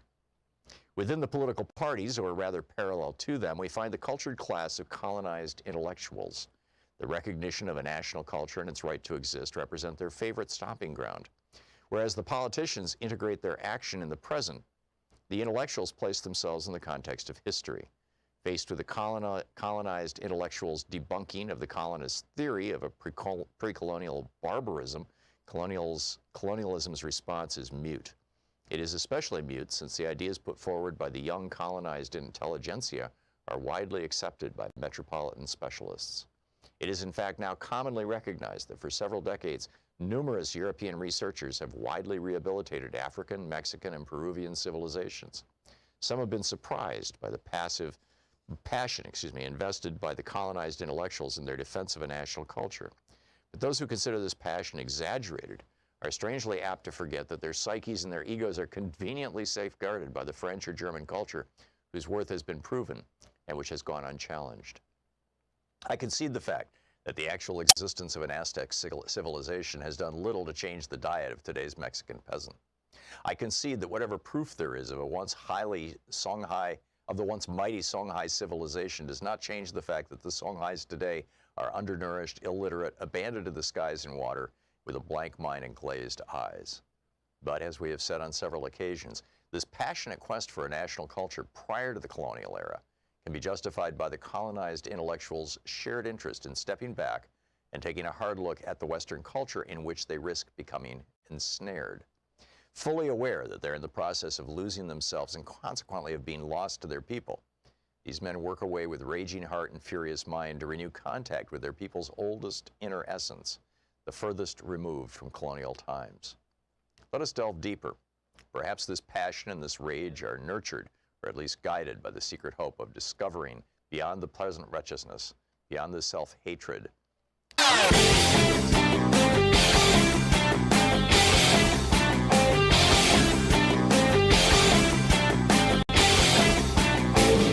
Change starts with you. You can be calling your Democratic or Republican representatives to let them know what you think by calling 202-224-3121. It's the Capitol switchboard. It'll get you right through to them. So there's this group in Stockholm, Sweden. It's called the International Institute for Democracy and Electoral Assistance. They are, world famous. Every year they release, or periodically, they release a report called The Global State of Democracy. And they just released their 2021 version of this.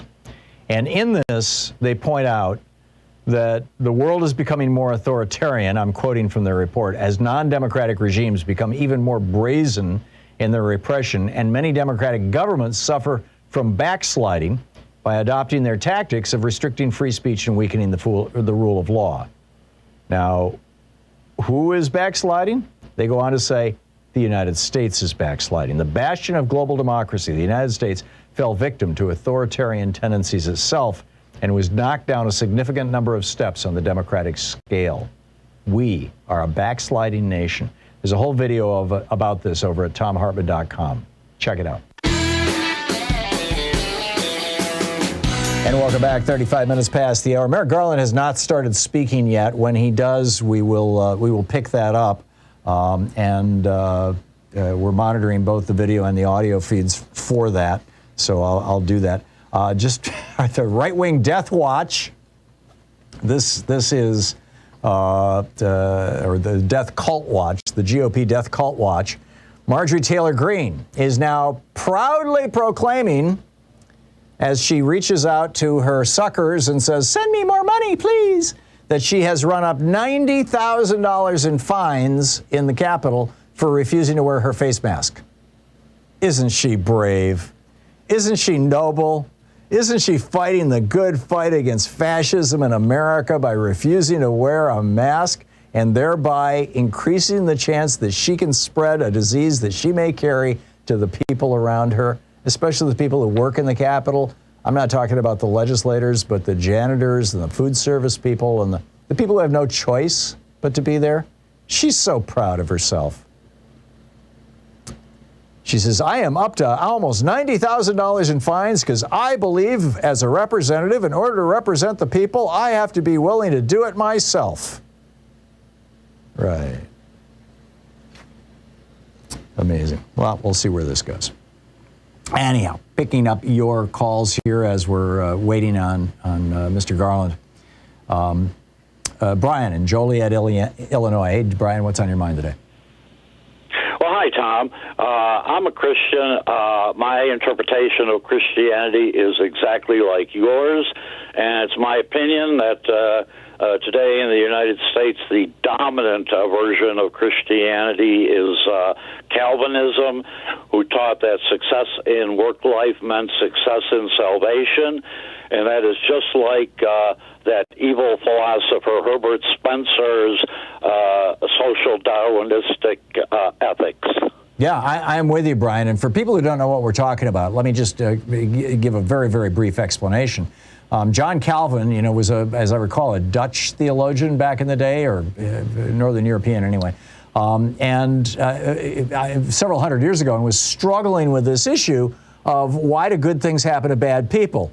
How do, and really even the larger issue, which is if we're going to allow people to govern us, if we're going to have kings and queens, if we're going to have rulers, how do we make sure that the rulers that we have are the people that God wants us to have ruling us? And how do we know? How do we know God's will when, a voice doesn't come out of the sky and say, it should be Charles III, he should be your king? How do you know? And the conclusion that really more Calvin's followers than Calvin himself, but basically the conclusion that they came to that is the foundation of this neo-Calvin, and I call it neo-Calvinism, is that riches are the proof of God's blessing. If you're wealthy, that means that God has showered you with his love, and therefore the rich people should be the one who we have ruling us. There's no other clear performative demonstration on earth of what God wants than that. And I think that's why Betsy DeVos, who's a billionaire, is a Calvinist. The Calvinist Church is headquartered around Grand Rapids in Michigan. And am I describing it in a way that comports with your understanding? Yes, you are, Tom. You are describing it exactly correctly, and I thank you so much for taking my call. Okay, thank you, Brian. It's great to hear from you. Bob in Minnesota, in northeast Minnesota, in fact. Hey, Bob, what's on your mind today? Thanks for listening to KTNF. Yeah, hey, thanks for all your stuff. I always come away with way more knowledge than when I went into starting your show. So you were putting together the different factions of like the white evangelicals and the white supremacists, and there was somebody else too. But so in a conversation earlier this summer, I didn't really pick this up, but there's a belief in that community that Trump is anointed, if you will, by God, and that a lot of the folks they'll admit that he's kind of an idiot, but that God works in mysterious ways, and that he's going to be the salvation for the kids that are getting slaughtered by the there's a whole theological argument around this, Bob. It's I'm forgetting the name of the I think he was a Chaldean king, but they've been calling Trump by this guy's name. He was a guy who sheltered the Jews back in the day, right? And he was not Jewish himself, but he prevented them from being slaughtered. And so they're saying, that's Donald Trump is like this guy. He's the one who is he may not be the world's best Christian, he's not Betty Bowers, but he's the guy. He's our guy. And Trump has been encouraging that. His people have been encouraging that. So, yeah, I'm with you. And I have no idea how you break through that at all. That's the problem. I mean, is that given that it's an article of faith, literally an article of faith, it becomes much more difficult. Yep. Bob, thank you for the call. Johan in Los Angeles. Hey, Johan, you want to weigh in? Yes, sir. I've been to Christianity for 30 years. It's no surprise I see how these right-wing people are using it as a shield as for the Christianity in speaking. Yeah, and there also, there have always been predators within Christianity. The preachers who became rich and powerful and famous off donations, basically off Christianity, and we know who they are. I put probably Jerry Falwell in the modern era right at the top of that list. And my take is, the Old Testament gives when God asks the first human beings to come clean, they don't. In New Testament, Lord comes down, criticize their, what they do, and then they resist and act like, and at the end of the day, this Lord died for us, and they cover all our sins for us, so they're innocent, and they use that at 24/7. Yeah, it's a get out of jail free card, I think, but. It's a tough one. Johan, thank you for the call. Brian in Burien, Washington. Hey, Brian, what's on your mind today? Yeah, God bless you. Happy New Year and the vigil of the glorious Epiphany, which it should have been honored, which those people did not. The visitation of the three wise men to our Lord and Savior, the manifestation to the Gentiles. They don't have the spirit of Christianity. This is not the teaching of the church, what they're following. Yeah. We have Our Lady of Guadalupe talking about the culture of life and the civilization of love. And the church has taught for 2,000 years about the generosity of Christ and the forgiveness and the love.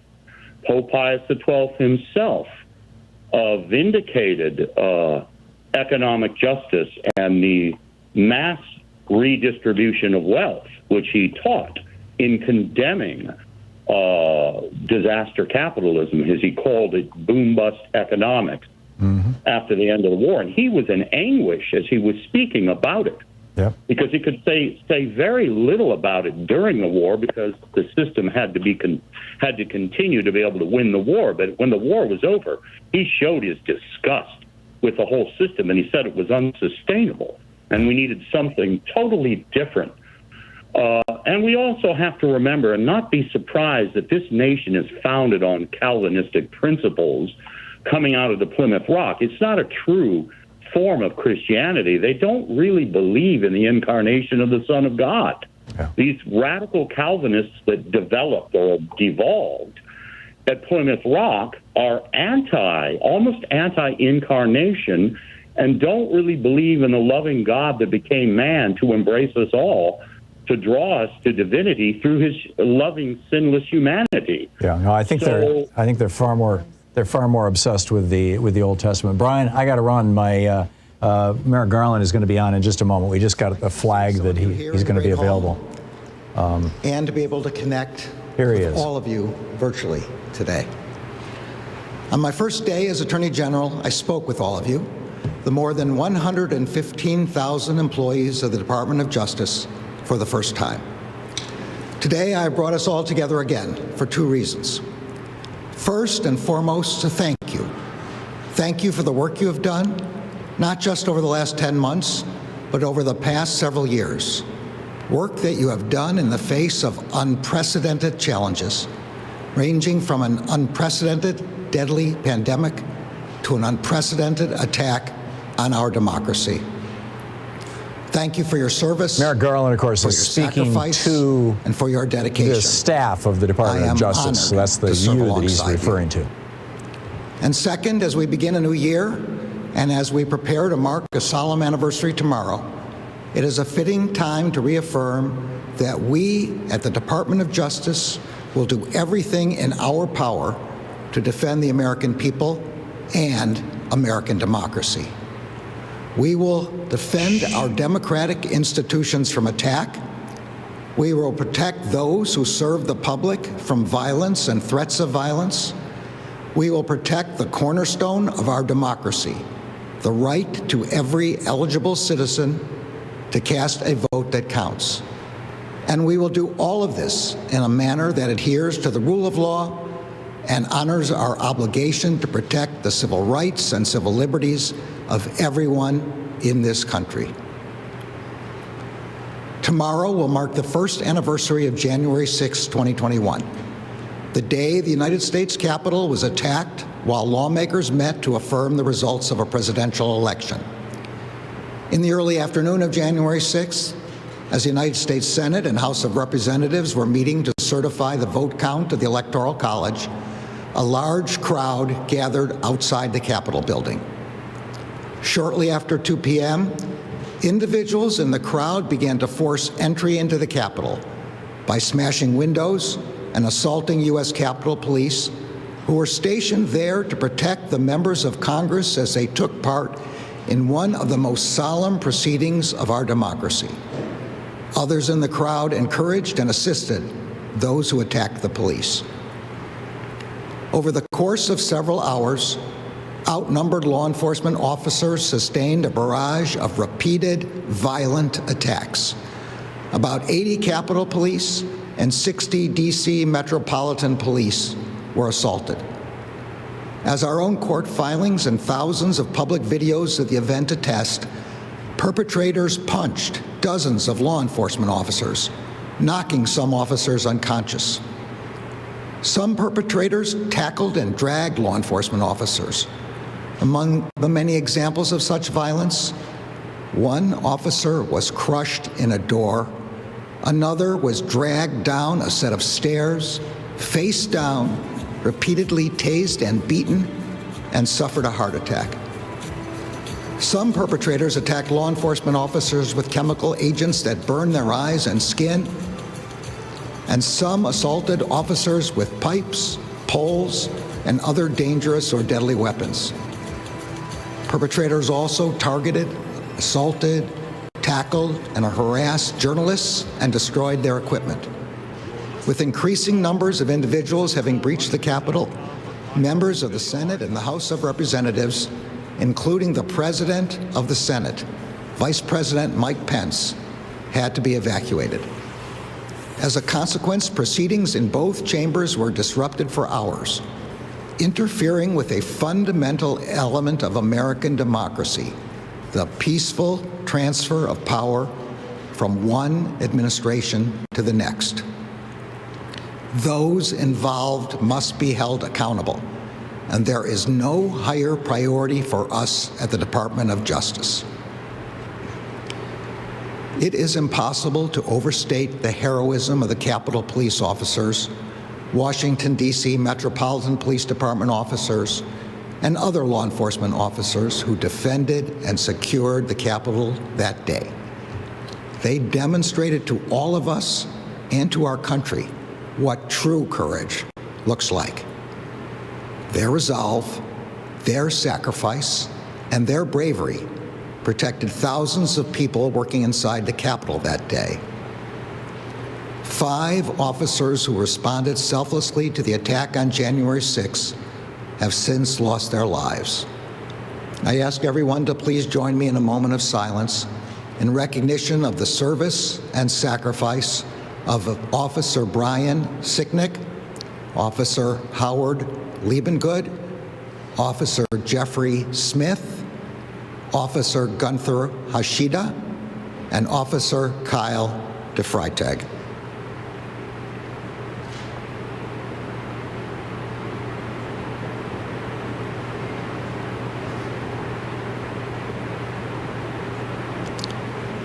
I know I speak for all of us in saying that tomorrow, and in our work in the days ahead, we will not only remember them, we will do everything we can to honor them. In the aftermath of the attack, the Justice Department began its work on what has become one of the largest, most complex, and most resource-intensive investigations in our history. Only a small number of perpetrators were arrested in the tumult of January 6th itself. Every day since, we have worked to identify, investigate, and apprehend defendants from across the country. And we have done so at record speed and scale in the midst of a pandemic during which some grand juries and courtrooms were not able to operate. Led by the U.S. Attorney's Office for the District of Columbia and the FBI's Washington Field Office, DOJ personnel across the department in nearly all 56 field offices, in nearly all 94 United States Attorney's offices, and in many main justice components have worked countless hours to investigate the attack. Approximately 70 prosecutors from the District of Columbia and another 70 from other U.S. Attorney's offices and DOJ divisions have participated in this investigation. So far, we have issued over 5,000 subpoenas and search warrants, seized approximately 2,000 devices, poured through over 20,000 hours of video footage, and searched through an estimated 15 terabytes of data. We have received over 300,000 tips from ordinary citizens who have been our indispensable partners in this effort. The FBI's website continues to post photos of persons in connection with the events of January 6th, and we continue to seek the public's assistance in identifying those individuals. As of today, we have arrested and charged more than 725 defendants in nearly all 50 states and the District of Columbia for their roles in the January 6th attack. In charging the perpetrators, we have followed well-worn prosecutorial practices. Those who assaulted officers or damaged the Capitol face greater charges. Those who conspired with others to obstruct the vote count also face greater charges. Those who did not undertake such conduct have been charged with lesser offenses, particularly if they accepted their responsibility early and cooperated with the investigation. In the first months of the investigation, approximately 145 defendants pled guilty to misdemeanors, mostly defendants who did not cause injury or damage. Attorney General Merrick Garland. Such pleas reflect the facts of those cases and the defendant's acceptance of responsibility, and they help conserve both judicial and prosecutorial resources so that attention can properly focus on the more serious perpetrators. In complex cases, initial charges are often less severe than later charged offenses. This is purposeful, as investigators methodically collect and sift through more evidence. By now, though, we have charged over 325 defendants with felonies, many for assaulting officers, and many for corruptly obstructing or attempting to obstruct an official proceeding. 20 defendants charged with felonies have already pled guilty. Approximately 40 defendants have been charged with conspiracy to obstruct a congressional proceeding and/or to obstruct law enforcement. In the months ahead, 17 defendants are already scheduled to go to trial for their role in felony conspiracies. A necessary consequence to the prosecutorial approach of charging less serious offenses first is that courts impose shorter sentences before they impose longer ones. In recent weeks, however, as judges have sentenced the first defendants convicted of assaults and related violent conduct against officers, we have seen significant sentences that reflect the seriousness of those offenses, both in terms of the injuries they caused and the serious risk they posed to our democratic institutions. The actions we have taken thus far will not be our last. The Justice Department remains committed to holding all January 6 perpetrators at any level accountable under law, whether they were present that day or were otherwise criminally responsible for the assault on our democracy. We will follow the facts wherever they lead. Because January 6th was an unprecedented attack on the seat of our democracy, we understand that there is broad public interest in our investigation. We understand that there are questions about how long the investigation will take and about what exactly we are doing. Our answer is, and will continue to be, the same answer we would give with respect to any ongoing investigation. As long as it takes, and whatever it takes, for justice to be done consistent with the facts and the law. I understand that this may not be the answer some are looking for, but we will and we must speak through our work.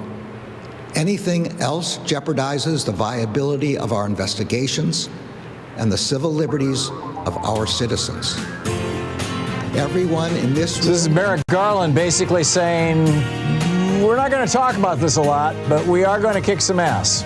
So let's see how this works out. Thanks so much for being with us today. We'll be back tomorrow, same time, same place. In the meantime, don't forget, democracy is not a spectator sport. Get out there, get active, tag, you're it. We'll see you tomorrow.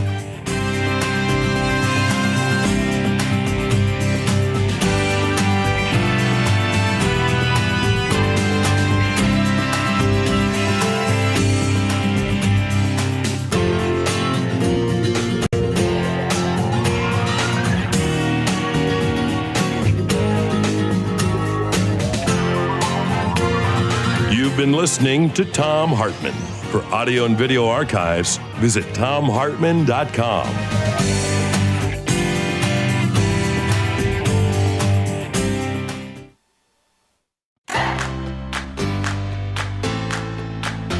These companies support the Thom Hartmann Program. They are HelloFresh, the #1 meal kit delivery service. More info at hellofresh.com, code TOM.